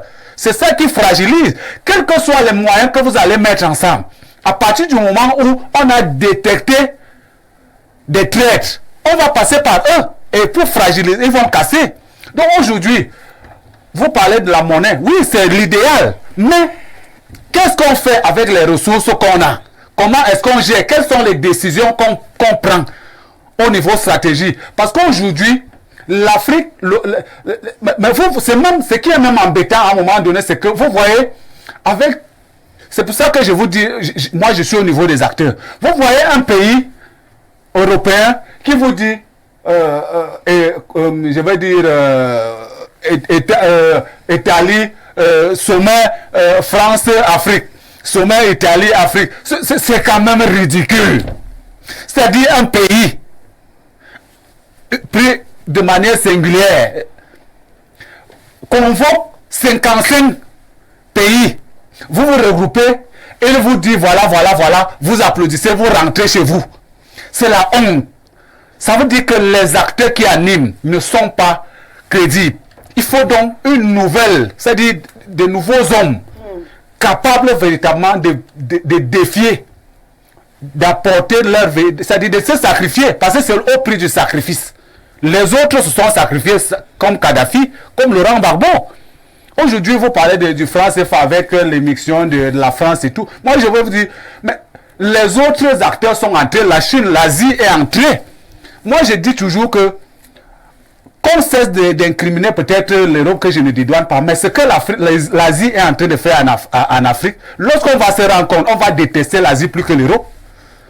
Ça c'est clair, mais les gens font semblant de ne pas voir, mais l'Asie fait pire que l'Europe en Afrique, avec leur pénétration, avec l'exploitation de tout, au vu et au su des acteurs qui animent ces histoires-là. En d'autres termes, c'est nous le problème. Je dis les acteurs qui animent ne sont pas à même de rassurer une quelconque perspective. Et c'est pour ça que je dis c'est véritablement une union vide, mais avec quelques démarcations, soubresauts qui véritablement ne peuvent véritablement pas jouer grand rôle. Et c'est pour ça qu'il y a un problème de questionner l'avenir de cette Union africaine. Parce qu'à un moment donné, lorsque les uns et les autres vont se rendre compte qu'ils ne se retrouvent plus dans cette union, ils vont donc créer cette césure-là et vont s'organiser en aparté, ceux qui estiment qu'ils peuvent mettre leurs forces ensemble. On aura des mini-UA. Mini-UA. Évidemment, on s'achemine vers ça. On aura des mini-UA qui commencent même déjà à se constituer et qui vont mettre tout ce que vous dites ensemble, une monnaie commune, une armée commune, une économie commune, je vais dire une intégration commune, ainsi de suite. Ils vont mettre tous ces mécanismes en place et je crois que ça pourra marcher. Ça pourra marcher. Donc dire que absolument, à l'état actuel, l'Union africaine mérite maintenant une crédibilité, c'est vraiment, c'est regrettable. D'accord. Vous voulez rajouter quelque chose ou je peux lire les messages? Oui, il y a quand même quelque chose à ajouter parce que ce qu'il venait de dire, vous savez, lorsqu'on parle de la liberté, parce qu'il faut déjà dire que les Africains doivent être libres. Mais là, la liberté des États africains doit être d'abord individuelle avant d'être collective. Individuelle, ça veut dire que chaque État doit déjà... je crois que je reviens sur les mêmes, sur le même problème, c'est-à-dire que pouvoir s'organiser avant d'aller vers les autres. Vous voyez, aujourd'hui, on met en avant le projet, l'agenda 2063. C'est vous qui avez les numéros que vous prononcez tous les jours. L'agenda 2063, c'est-à-dire que s'il faut regarder, s'il faut que cet agenda soit vraiment mis en œuvre, il faudrait qu'après chaque année, qu'il y ait au moins une réalisation concrète qui tend vers cette union concrète des États africains. Mais on se rend compte que pendant qu'on avance, il y a toujours certains États qui veulent, n'est-ce pas, reculer. Vous l'avez si bien dit tout à l'heure. Oui. Et il y a un manque de volonté criard de ces États-là d'aller les uns vers les autres. Vous parlez tout à l'heure, on a pensé à un passeport CEMAC, je parle juste de la zone CEMAC, oui, qui n'a jamais pris le jour. Vous parlez de la ZLK tout à l'heure, la libre circulation entre les États, qui n'arrive pas à s'implémenter. Les frontières sont bouchées. À partir de là, vous le dites tous ensemble, c'est pas possible d'aller les uns vers les autres, mais vous êtes d'accord aussi que le problème, c'est en interne aussi. Il faudrait que les gens se décident à se libérer, s'ils veulent. S'ils ne veulent pas, ça va être compliqué. La liberté doit être d'abord individuelle avant d'être collective. On fait parler quelques téléspectateurs. À quoi sert l'Union africaine si ici, à 0 pas du Cameroun en Guinée équatoriale, on maltraite des Camerounais tous les jours avec ou sans papier? Actuellement parlant, il y a 5 jours, les étrangers sont cachés dans les trous de tout genre. Il y a un contrôle de barbarie qui cible plus les ressortissants camerounais. Beaucoup sont en train de crever de famine dans les cachettes. D'alerte au maximum contre les ressortissants africains ici actuellement. S'il vous plaît, où est l'Union africaine en ce moment? La Guinée équatoriale fait-elle partie de cette Union africaine? C'est Pablito qui nous écrit justement depuis la Guinée équatoriale. Madame, celui qui donne l'argent commande. L'Union africaine est sous perfusion financière de l'Union européenne, donc n'obéit qu'aux désirata de l'Europe, dont l'objectif est de nous diviser à outrance. Rien que la libre circulation des biens et des personnes est déjà une sinécure à l'intérieur de l'Afrique. Déjà même en Afrique centrale, c'est la croix et la bannière. Une union mal pensée ne peut être que mal implémentée. Ça va être dur, surtout avec les égoïsmes entre États qui ne facilitent pas la chose. C'est Sofrika qui nous écrit: bonsoir, très belle émission, mais le problème que nous avons en Afrique, c'est que les pays ne sont pas véritablement ouverts pour l'unité. Aussi la fragilité de nos États avec les coups d'État. C'est Billon Pierre qui nous écrit depuis Pouma. Bonsoir le panel et bien des choses à vous Madame Rosalie. Le constat est clair, que ce soit l'OUA ou l'UA, ce sont des sigles creux, des véritables ensembles vides. Ici en Afrique, c'est chaque pays ou chaque sous-région qui gère son couloir. Un continent où presque chacun a sa monnaie, chacun a ses ambitions, chacun a son mentor blanc, aucun système commun d'éducation, aucune stratégie commune de défense en cas d'invasion. Vraiment l'Afrique n'est pas unie, il n'y a que la canne qui nous unit. Landry et Paolo depuis Lokundier par Kribi. Bientôt même la canne ne va plus nous unir. Bonsoir Tata Rosalie et à tout ton panel. Je constate que tous les panélistes sont unanimes pour une fois sur un thème. Pour ma part, je pense qu'il faut que tous les pays africains sortent de toutes ces unions créées là et contrôlées par l'Union européenne dans le but de contrôler toutes les richesses de l'Afrique en plaçant leurs pions. Lionel Onana depuis Yaoundé. On va en Côte d'Ivoire. Bonsoir le grand soir. Bonsoir le plateau. Haïlé Selassie. Haïlé Selassie. Oui, c'était éthiopien. Oui, je voulais vérifier que je disais bien. Kruma, je pense que c'est Kwame Kruma. Patrick Lumumba, bon voilà, il est en train vraiment de citer. Sékou Touré, Thomas Sankara, Muammar Kadhafi, la CIA et les services secrets français les ont tous assassinés. Objectif, faire de l'Afrique le réservoir des ressources pour développer l'OTAN. Ils ont installé leur collabo sur tous les États africains, créant des coups d'État, des guerres civiles et génocides à grande échelle. Mais l'espoir renaît avec l'AES, la conscience panafricaine là-bas. Ils ont chassé les Français et les Américains. Je vous rappelle que le président Zuma, qui était président de l'UA, avait signé l'accord de l'UA autorisant les frappes de l'OTAN pour assassiner Kadhafi moyennant une forte rémunération financière. Il a été jugé pour ça dans son pays. L'UA, ce sont les collabos. C'est Simon qui nous écrit depuis la Côte d'Ivoire. Bonsoir sur le plateau, pas besoin de chercher loin en l'Union européenne ou aux États-Unis. Notre pays, le Cameroun, est très loin de rêver à l'unité. Un exemple qui prouve à suffisance que c'est pas notre affaire.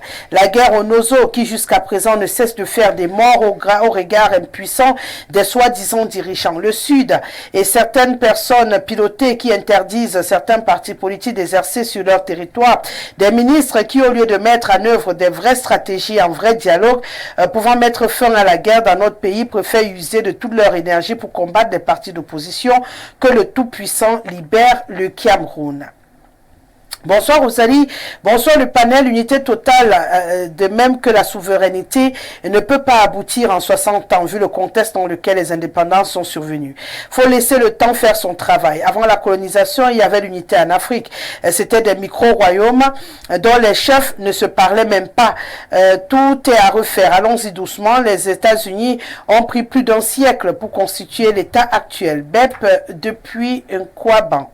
Bonsoir le plateau, je suis Solange de Fougerolles. L'OUA, c'est une association des malfaiteurs. En français facile, c'est les joies de Ndjambo. Ils font ce qu'ils veulent. Tu peux profiter, tu peux modifier la constitution de ton pays sans état d'âme. Tu peux rester au pouvoir pendant 42 ans sans que l'Union africaine ne te fasse des sanctions. Pourtant, l'OUA devrait être l'arbitre pour recadrer les uns et les autres. Le 20 mai, nous avons assisté à une démonstration de force. Le Cameroun est rentré dans le parti unique UNC. Oyez, interdiction au parti de l'opposition de prendre part à la fête nationale. Camerounais, soyons forts. Il n'y aura rien en 2025. Paul Biya et sa bande seront encore là, pian. Même si Biya transpire comme un lépreux, il sera là.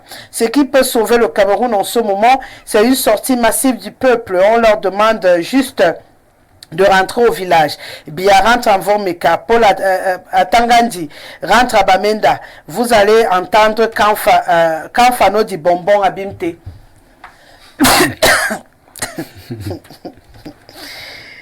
Bonsoir Rosalie, l'UA africaine ne nous sert à rien. Ils sont au service des Occidentaux. Regardez la Libye aujourd'hui. C'est l'OTAN qui a tué Mohamed Kadhafi avec l'onction de l'Union africaine. Regardez la Côte d'Ivoire avec Gbagbo. État du Sahel compris, ils sont détachés. Eric Simao depuis Libreville du côté de Midoubéa qui nous écrit ce soir. Bonsoir le grand soir. Le Songo qui se joue à l'échelle africaine est le même à l'échelle nationale. On changeait juste d'échelle. Il y a des téléspectateurs qui ont un langage. Bonsoir Rosalie et à tout ton panel. L'animation de nos gouvernants laisse à désirer. 61 ans de l'UA ou de l'OUA, appelé comme vous voulez, des discours stériles au Cameroun. 2025 arrive bientôt. Ils vont lire leur discours de 43 ans de pouvoir, la prospère depuis Ebolova.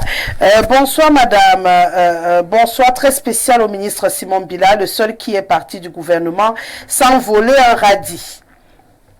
Bonsoir Rosa, sur votre plateau toujours avec les débats très intéressants. D'abord, ces deux problèmes sont très difficiles à résoudre. Faisons les débats, mais il n'y aura jamais la suite puisque les Africains aiment trop le pouvoir et c'est ça le problème. La difficulté de déplacement personne entre le Cameroun et nos voisins est causée en partie par une communauté camerounaise caractérisée par une arrogance, un trafic d'ossements humains, un mépris des autochtones, c'est depuis Ambam. Bonsoir très cher René, sur cette thématique sur l'OUA et l'UA, je ne suis pas inspiré. J'attends seulement la prochaine, espérant que j'aurai une idée, hein, parce que vraiment tout ce qui se passe autour de nous, c'est grave. Achille Aimé, et depuis Iyatika. Achille, si tu n'as pas d'idée, reste seulement silencieux. Hein, chérie? Et il a raison, hein, il faut qu'on avance dans nos discussions. On va revenir se concentrer sur le cas du Cameroun hein, pour parler de cette scène politique qui nous interpelle. On a tous, je ne vais pas relire la sortie du ministre de l'administration territoriale qui a essayé de faire un peu une peinture de notre réalité actuelle au Cameroun avant bien sûr de tirer la sonnette d'alarme et d'interpeller certains leaders de partis politiques, en l'occurrence le président Maurice Kamto et Cabral Libi, sur ces appels au chaos au pays en 2025. Il a également tenu à rappeler, j'ai remarqué ce matin que tout le monde fait maintenant le discours en disant Camerounais, Camerounaises. Les Camerounais sont têtus, hein, que Maurice Kemou. Donc c'est quand on vous dit qu'il ne faut pas faire. Là vous accélérez. Depuis le matin sur les réseaux sociaux, tout le monde fait le discours. Camerounais, Camerounaises, mes chers compatriotes. Donc comme on a dit que c'est réservé au président de la République, vous avez décidé de tous devenir des petits présidents au Cameroun. Mais vous-même, vous aimez trop les problèmes aussi. Hein, que vous aimez les problèmes. Donc, à Tangandi, vous dites qu'il aime les problèmes. Vous-même, vous aimez les problèmes. Vous ne pouvez pas nous laisser même faire, nous créer une scène politique où on peut causer. Qu'est-ce qui ne marche pas? Pourquoi on a autant de... Chacun joue sa carte. Qu'est-ce qui se passe? Pourquoi il y a autant de remous? Camerounais, Camerounaises, mes chers compatriotes. C'est interdit maintenant. Je voulais répondre à la question de Madame Guesselé en vous regardant droit dans les yeux pour vous dire que le pays n'appartient pas à Monsieur Atangandi. Le Cameroun est une république, ça veut dire que c'est la chose de tout le monde.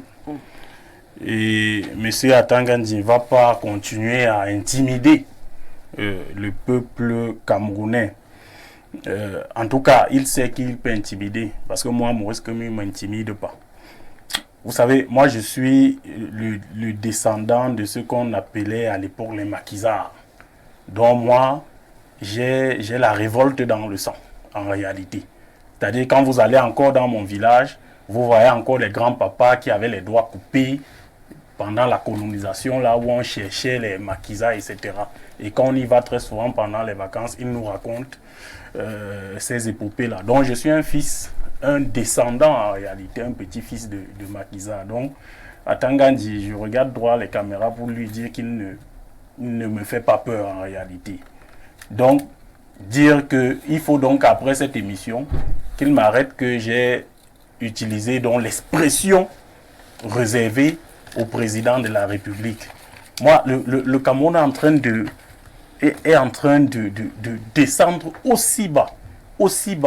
Parce que même si c'était une expression qui est réservée au président de la République, mais encore faudrait-il que ce soit, je vais dire, protégé à l'OAPI.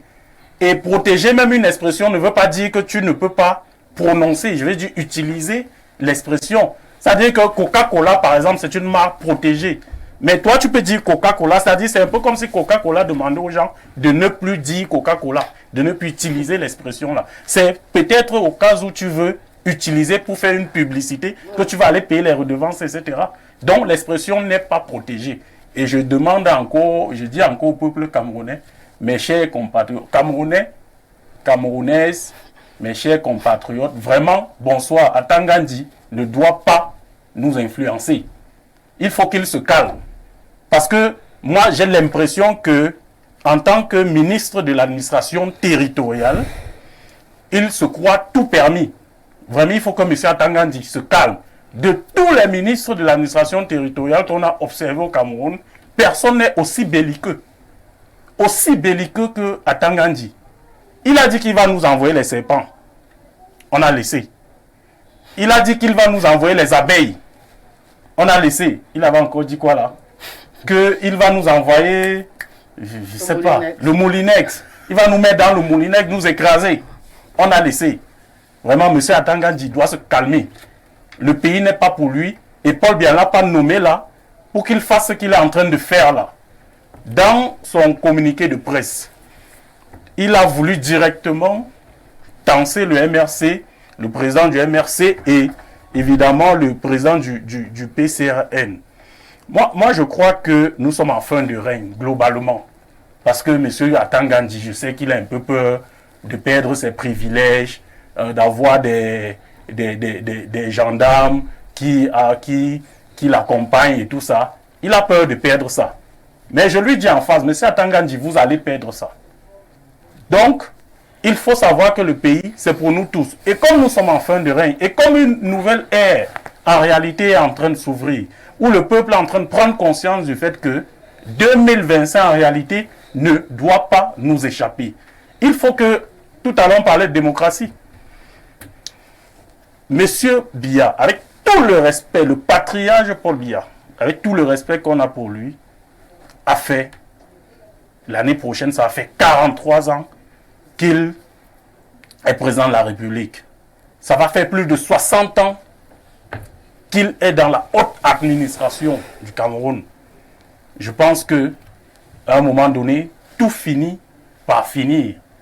Demandez aujourd'hui au président Biya d'aller se reposer, lui dire que papa, tu as tellement donné au peuple camerounais, mais qu'aujourd'hui, avec la conjoncture, avec le Cameroun qui avance très lentement à pas de tortue dans un monde qui court, qui va vite, vraiment, papa, tu as tellement donné, mais aujourd'hui, tu n'as plus grand-chose à donner au peuple camerounais. Moi, Maurice Kemu, je te propose, cher papa, patriarche, de prendre ta retraite en 2025, de créer la fondation Paul Biya, je suis allé en Vomeka une fois, tu as beaucoup de champs d'ananas là-bas, président Paul Biya, de respirer les frais de Vomeka, parce que tu auras travaillé tellement pour ton pays et c'est normal que tu prennes ta retraite, que tu te reposes, que tu commences à rédiger tes mémoires, que tu discutes avec tes petits-enfants. D'accord. Tous les jours à répondre au téléphone, à ne pas savoir si un militaire à côté de toi va tirer sur toi. Tout ça là,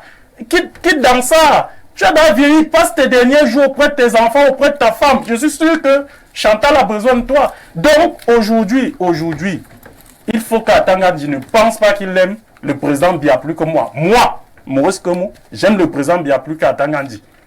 Et le président Biya l'a pas nommé pour qu'il fasse ce qu'il est en train de faire là. Donc il sache qu'il ne fait peur à personne. D'accord.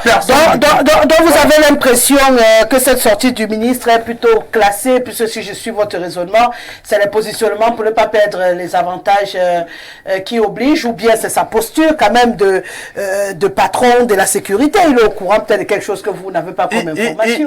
Il a peur de ce que nous on est en train de dénoncer. Que si on ne respecte pas, ça va arriver. C'est-à-dire que nous, on fait par exemple une conférence de presse le 10 mai dernier, où Maurice Kamto fait une conférence de presse pour dire non, le Cameroun pourrait être en insécurité si en 2025, ils font ce qu'ils ont fait en 2018. C'est-à-dire que le respect, pour que le Cameroun reste en paix, il faudrait des élections libres, transparentes, justes, etc.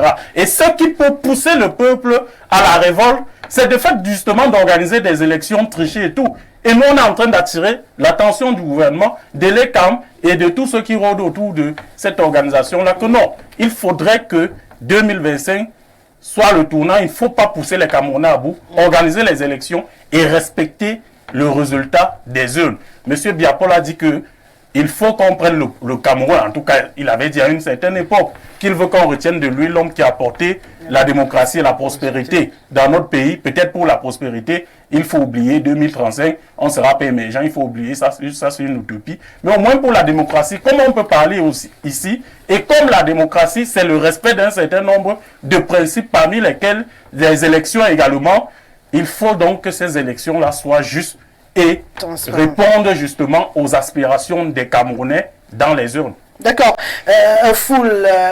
Maurice Kemo trouve que leur sortie, c'est pas pour appeler au chaos, mais pour inviter plutôt ceux qui organisent les élections à éviter d'avoir des élections qui vont ressembler à celles de 2011 et 2018. Sauf que dans la communication de Paul Atangandji, il précise que les élections vont ressembler aux élections de 2011 et 2018. C'est peut-être là le nœud de la discorde, comme pour dire ce que vous vous demandez, vous n'aurez pas, et moi je vous invite à vous taire. Est-ce que c'est pas aussi une façon un peu d'exciter aussi ceux qui sont en face? Donc vous n'interprétez pas ce que M. Maurice dit, mais à un moment donné, moi je dis, lorsqu'on accepte de faire de la politique, il faut qu'à un moment donné, qu'on soit honnête et qu'on soit, c'est-à-dire qu'on dise des choses telles que c'est. Moi je ne sais pas pourquoi est-ce qu'il contourne les mots. Il faut dire, il faut bien dire aux Camerounais que quelqu'un a dit qu'on ira jusqu'au sacrifice suprême, que les survivants feront le reste. Que Maurice Kamto a dit qu'on ira jusqu'au... Non, mais j'ai voulu que Maurice Kamto a dit qu'on ira jusqu'au sacrifice. Il a essayé de contourner les choses. Franchement, je vais vous dire une chose. Si tu dis comme ça, il faut dire toute la phrase. Il a dit qu'on ira au sacrifice. C'est pas moi qui... Vous avez pris la parole. Puisque j'ai vous aurez dit... Moi, je m'attendais à ce que vous évoquiez ça. Vous ne l'avez pas fait. Non, comment vous l'avez pas fait. Et on n'est pas... Il n'est pas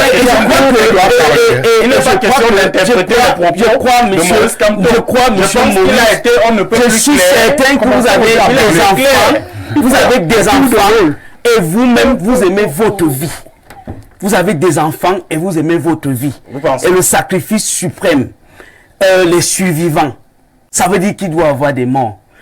Le discours du ministre vient là recadrer quelques... Vous savez, on vous a toujours dit, la langue que vous voyez, c'est une arme. C'est une arme. Et justement, lorsque les gens le font, il y en a qu'on dira qu'ils sont en prison aujourd'hui. Mais ceux qui parlent du sacrifice suprême et autres, moi j'aurais attendu que lorsqu'on on les disait sortez de la prison, qui disent non, moi je reste. Mais ils ne sont pas restés, ils sont libres. Ils sont libres. Mais ils ont entraîné d'autres dans des infractions. Et aujourd'hui, on continue avec le même discours. Je crois que le ministre de l'administration territoriale reste dans son droit et dans son rôle. Et si vous voulez être honnête, il faut dire exactement ce qui a poussé le ministre à le dire. Et lorsqu'il cite les élections de 2011 et de 2018, ces élections 2011 sont passées dans la toute transparence. Et en 2018, nous sommes allés et on a fait le contentieux pré-électoral, post-électoral, oui, en direct. Et ça a été suivi par tous les Camerounais. Vous avez encore, je crois que on a encore on peut encore revoir les archives. Donc, il faut aujourd'hui appeler les Camerounais à se faire enregistrer, à se faire inscrire, c'est très normal. Et nous pensons que la tenance au Cameroun se fera dans les urnes. Et aucun Camerounais ne doit prétendre perdre une seule vie. Ça coûte énormément. Et dire que les survivants, moi je ne pense pas que 2025 c'est demain que je serai là comme un survivant. Je sais que j'irai voter et que les Camerounais, en toute âme et conscience, choisiront la personne qui peut présider à leur destinée. Vous parlez du président Paul Biya. Je vous assure, il est encore dans son mandat. Mais lorsqu'on entend votre discours, on a quand même l'impression que... Mais vous n'avez pas de conseils à lui donner. Vous n'avez aucune directive à lui donner. C'est quand même le chef de l'État. À le conseiller, il faut aller au village, il faut... Je ne pense pas que vous avez le niveau. Vous n'êtes qu'un seul Camerounais parmi les 30 millions qui l'ont choisi pour être président de la République. C'est votre avis. Et je vous dis bien, le contentieux post-électoral a été diffusé en direct.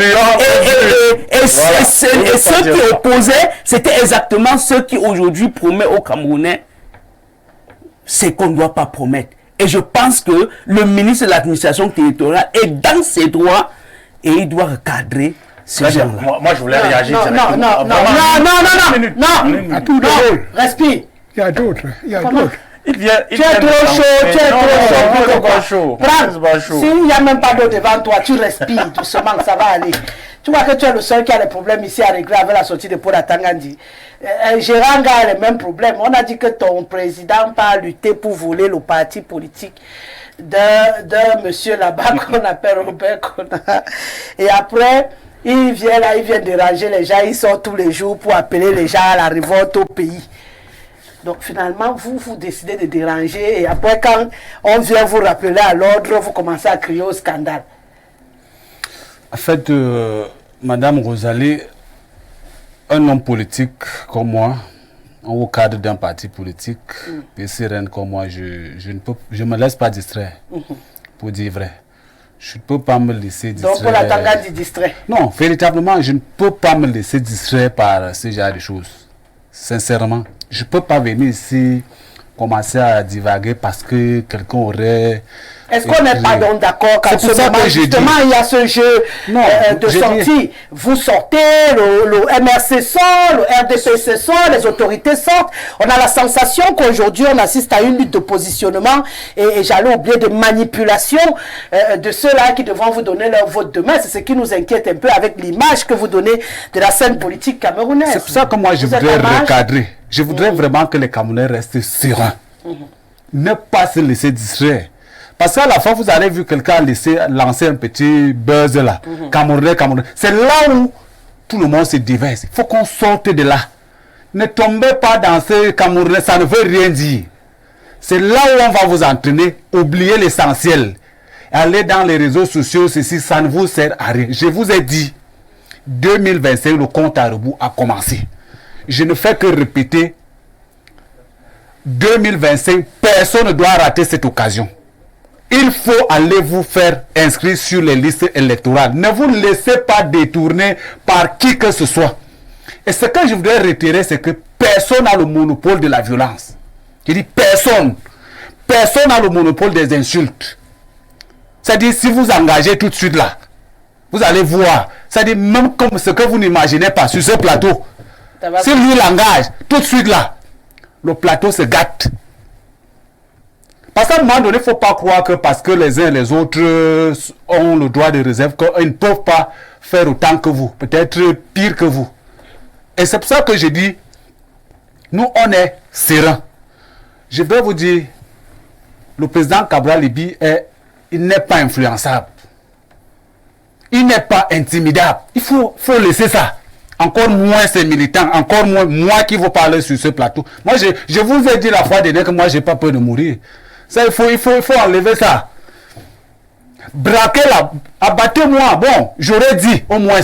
Vous n'allez pas enlever ça. Donc, si c'est pour dire que ceux qui vont dire non, vous allez massacrer nous. Mais ce n'est pas notre souhait. On ne l'a jamais souhaité. Mais vous voyez, avec la peur qui se dégage. Parce que les uns et les autres n'ont jamais prévu de plan B. Parce que c'est ça qui nous coince aujourd'hui. On n'a jamais envisagé un plan B. Vous comprenez exactement ce que je vais dire. En dehors du président. En dehors du président de la République, personne d'autre. Je dis personne d'autre. Et c'est là où tout coince. On regarde donc, comment est-ce qu'on va faire? Parce que c'est là où on se situe. Avec tout ce qu'on a bâti, avec les milliards, avec qu'est-ce qu'on va devenir? Il faut donc essayer de manœuvrer, d'intimider, d'essayer de... Non, ça ne passera pas. Et je vais vous dire, les élections de 2011, ce ne sont pas les mêmes élections de 2018. Il faut qu'on sorte de là. Il ne faut pas qu'on nous dise que 2011 s'est passé comme 2018. Lorsque vous voyez, même en termes d'engouement, en termes d'éveil de conscience, c'est tellement, c'est-à-dire c'est diamétralement opposé. Et c'est pour ça que je vais vous dire 2025 ne sera pas comme 2011, ne sera pas comme 2018. Il faut véritablement qu'on soit clair. Et il voit cette allure-là, parce que la courbe est en train de se dessiner. À travers la mobilisation des inscriptions, à travers l'éveil de conscience. Qu'on veut donc étouffer. Et ça ne passera pas. Ils vont nous trouver en chemin. Ça, rassurez-vous. Ça va commencer ici, dans vos plateaux. Je vous rassure, hein.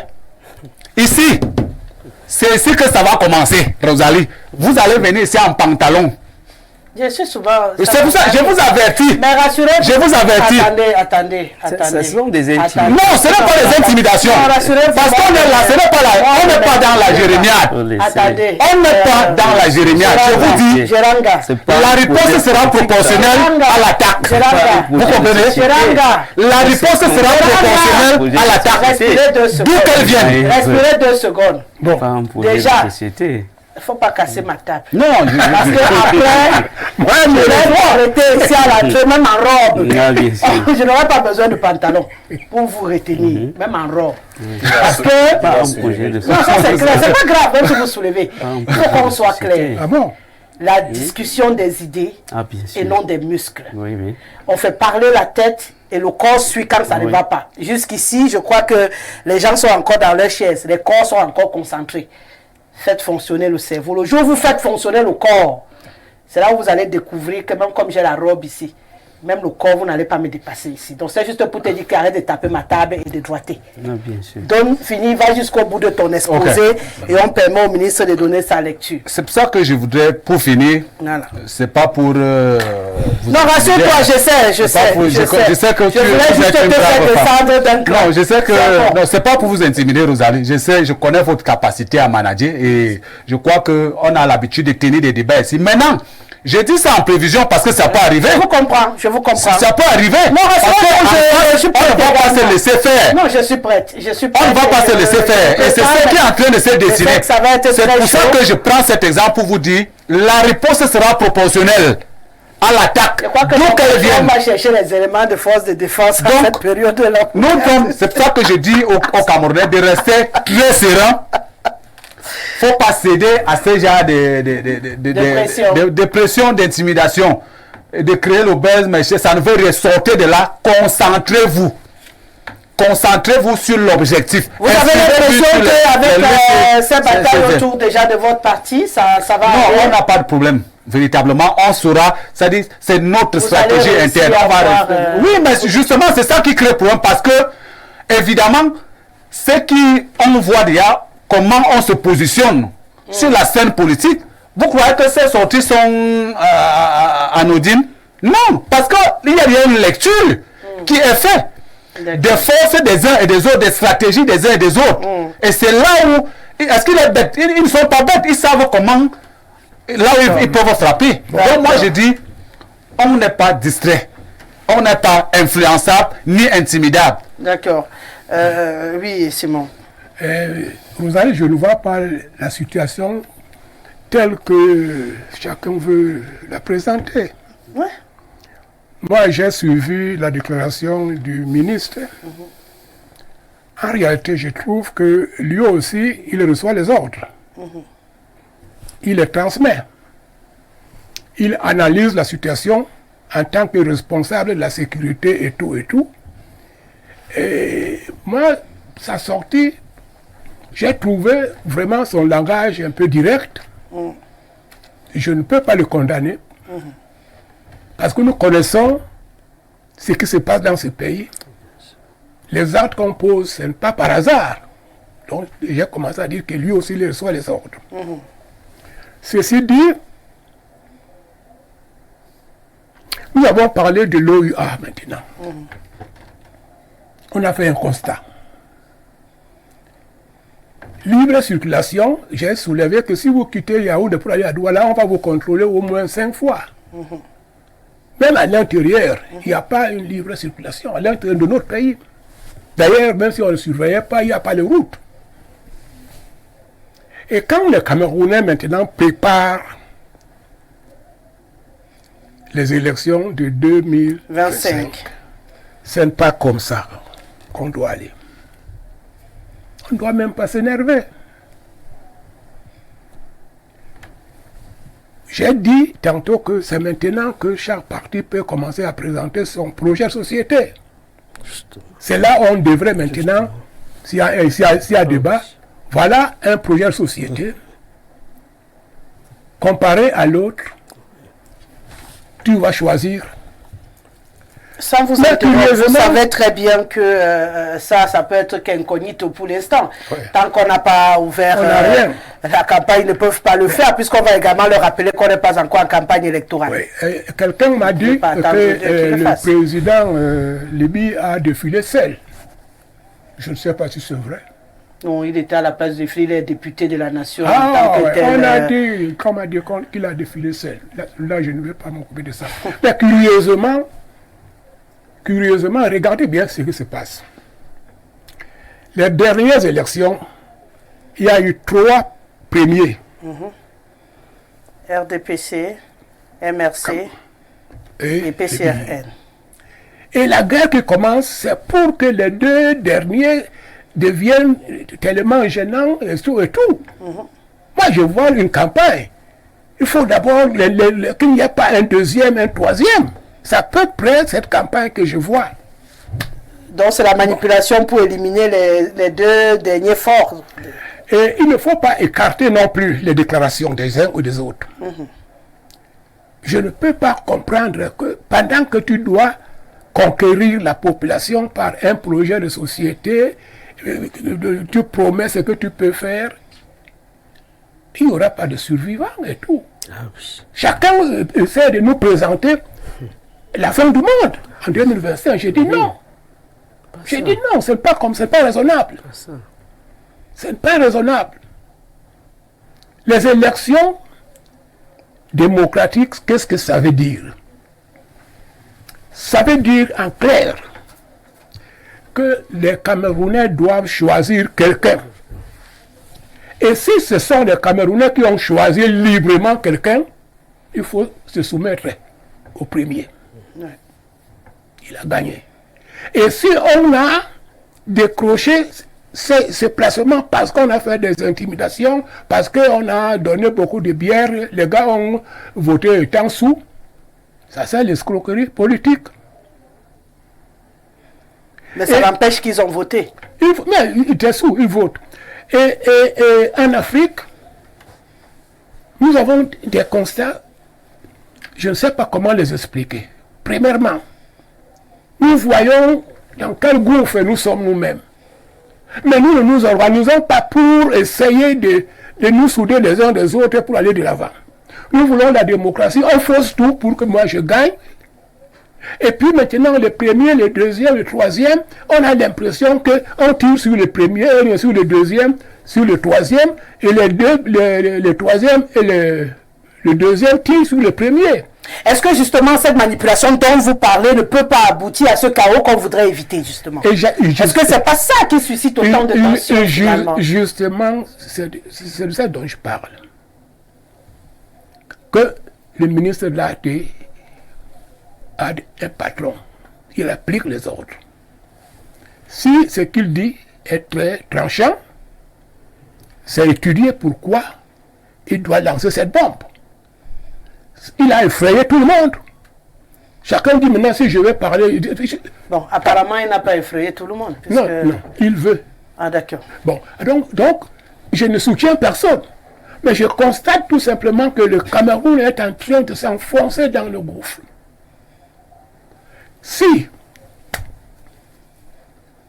le parti politique dit de l'opposition, ils ne parlent pas le même langage. Ils ne peuvent pas se rencontrer. Ils n'ont pas encore proposé leur projet de société. Mais de quoi parle-t-on? Vous préparez une échéance sans rien donner? Sans convaincre quelqu'un? Il y a en politique le droit de faire une campagne électorale. Il y a dans les pays développés, vous qui êtes au pouvoir, si vous faites des erreurs, seront profitées par les autres partis. Si vous avez proposé et vous faire le contraire, les autres vont vous... ce n'est pas vous exposer, mais c'est vous qui avez commis une erreur. On va exploiter votre erreur, etc. C'est ça, alors, la démocratie. Acceptez qu'on vous critique. Si vous n'acceptez pas qu'on me critique, alors devenez dictateur. Taisez-vous tous, je ne veux plus que quelqu'un parle. Aussi simple que ça. Mais si quelqu'un doit parler, c'est qu'on ait une liberté d'expression. Ça permet aux uns et aux autres de vouloir tirer de se positionner aussi. Et regardez, je cite les trois. Pour sortir. Je cite les trois. Le ministre de l'Art parle au nom de son patron. Parce qu'il... Oui, ce n'est pas lui. Il applique ce que son patron lui dit.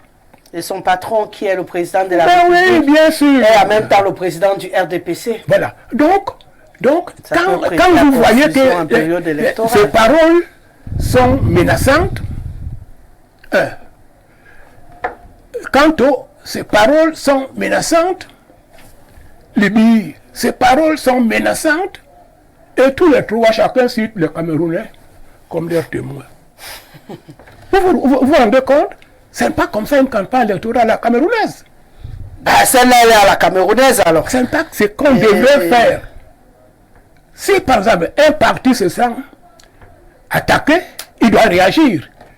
Si on vous accuse à tort, vous avez au moins le droit de réagir. Si tout marche bien et qu'on vient dire que tout marche mal, vous avez le droit de réagir parce que ce que vous avez fait, vous prouvez que j'ai fait du bien. Mais si vous empêchez carrément qu'on ne doit pas dire autre chose que oui chef, là aussi c'est un problème. On y va où? Il faudrait donc que tous trouvent, que ceux-là qui ont la manette d'organiser, comme vous le dites, trouvent un moyen d'adresser le jeu politique se faire au Cameroun sans menacer. Oui. Et qu'également les autres qui sont en face, qui aspirent à prendre le siège, pourront aussi s'exprimer dans ce cas-là sans se sentir frustrés, avoir... Oui, librement et défendre leur projet de société. Quand vous commencez à insulter, à menacer, etc., Donc, que partout on arrête de menacer. Je pense que, comme il dit, la réaction est proportionnelle à l'attaque. Ils ont l'impression d'être sous pression. Donc c'est ma position. Qu'on essaie de revenir à la logique. Qu'on relâche un peu et qu'on à la logique que nous sommes maintenant en pleine campagne électorale. Et quand vous êtes en pleine campagne électorale, vous acceptez ce qu'on dit.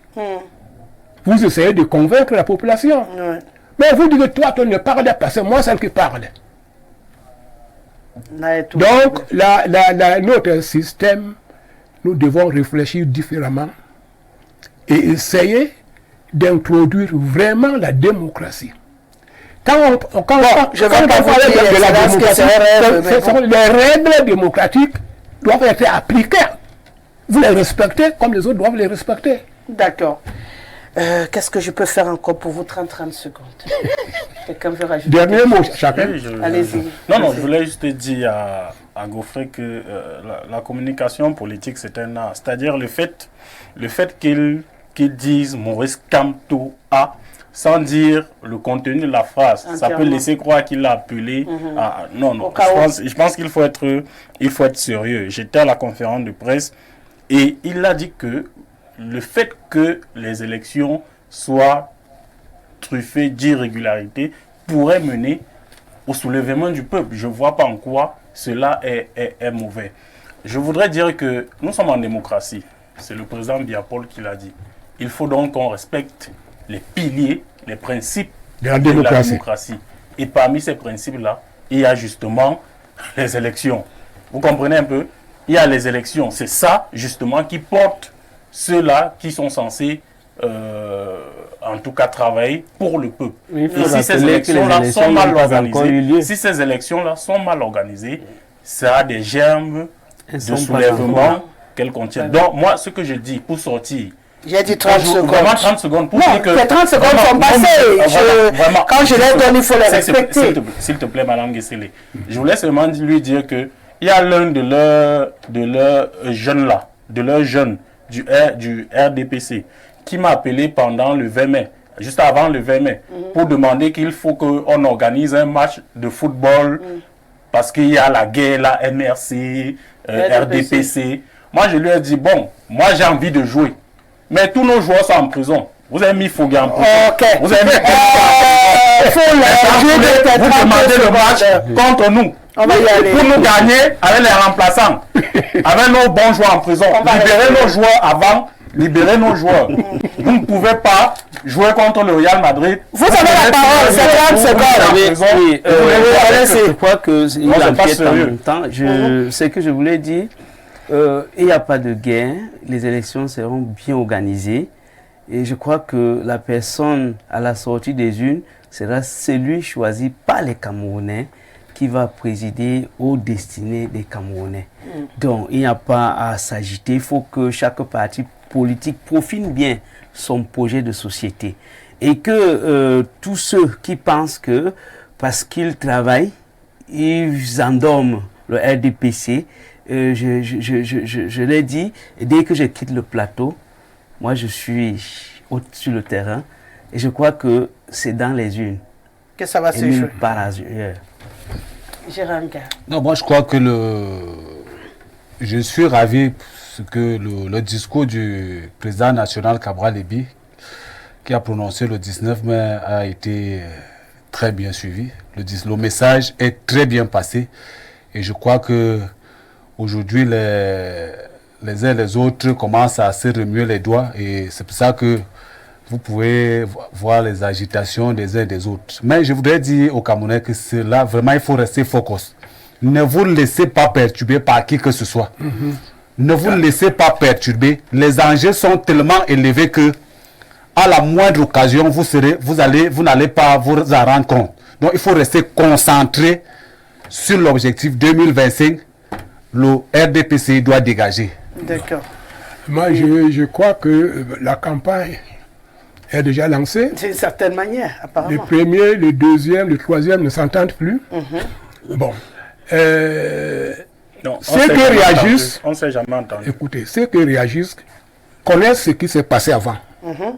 La façon de ce que nous vivons. la façon d'organiser, la façon de donner même les cartes, les bulletins de vote et tout, on connaît. S'ils réagissent, c'est qu'il y a un problème. Ceux qui sont au pouvoir doivent écouter la population. D'accord. Tout le monde veut que celui qui sera élu soit celui que les Camerounais ont réellement élu. Mais le passé est obscur. D'accord. Allez, on va dire qu'il y a des antécédents qui créent un peu de tension et d'inquiétude. Voilà. Il faut apaiser. Camerounais, Camerounaises, mes chers compatriotes du Grand Soir, félicitations pour vous et votre riche panel qui vient de nous édifier, tant sur l'OUA. Beaucoup de courage à toi, la belle Rosalie, pour ta façon de modérer les débats. C'est le coach Yassi Joseph qui nous écrit depuis Garoua. C'est le seul qui passera à la trappe. Merci à vous quatre pour cette magnifique émission, j'espère très éducative pour les téléspectateurs. Tangana était derrière les caméras. Anissé Nomo a mixé cette émission. Belle Valse l'a réalisé. Jean-Martin Kemfak a supervisé sur le plan technique. Je vous laisse en compagnie de Jude Kendi Ayuketa. D'accord. Ayuketa pour le journal en anglais et bien sûr Alida Kounvondo sera là à 20h pour la version en langue de Molière. Moi je vous souhaite de passer un très très bon week-end. On se retrouve lundi avec le même plaisir. Respect monsieur Doneva. À très vite.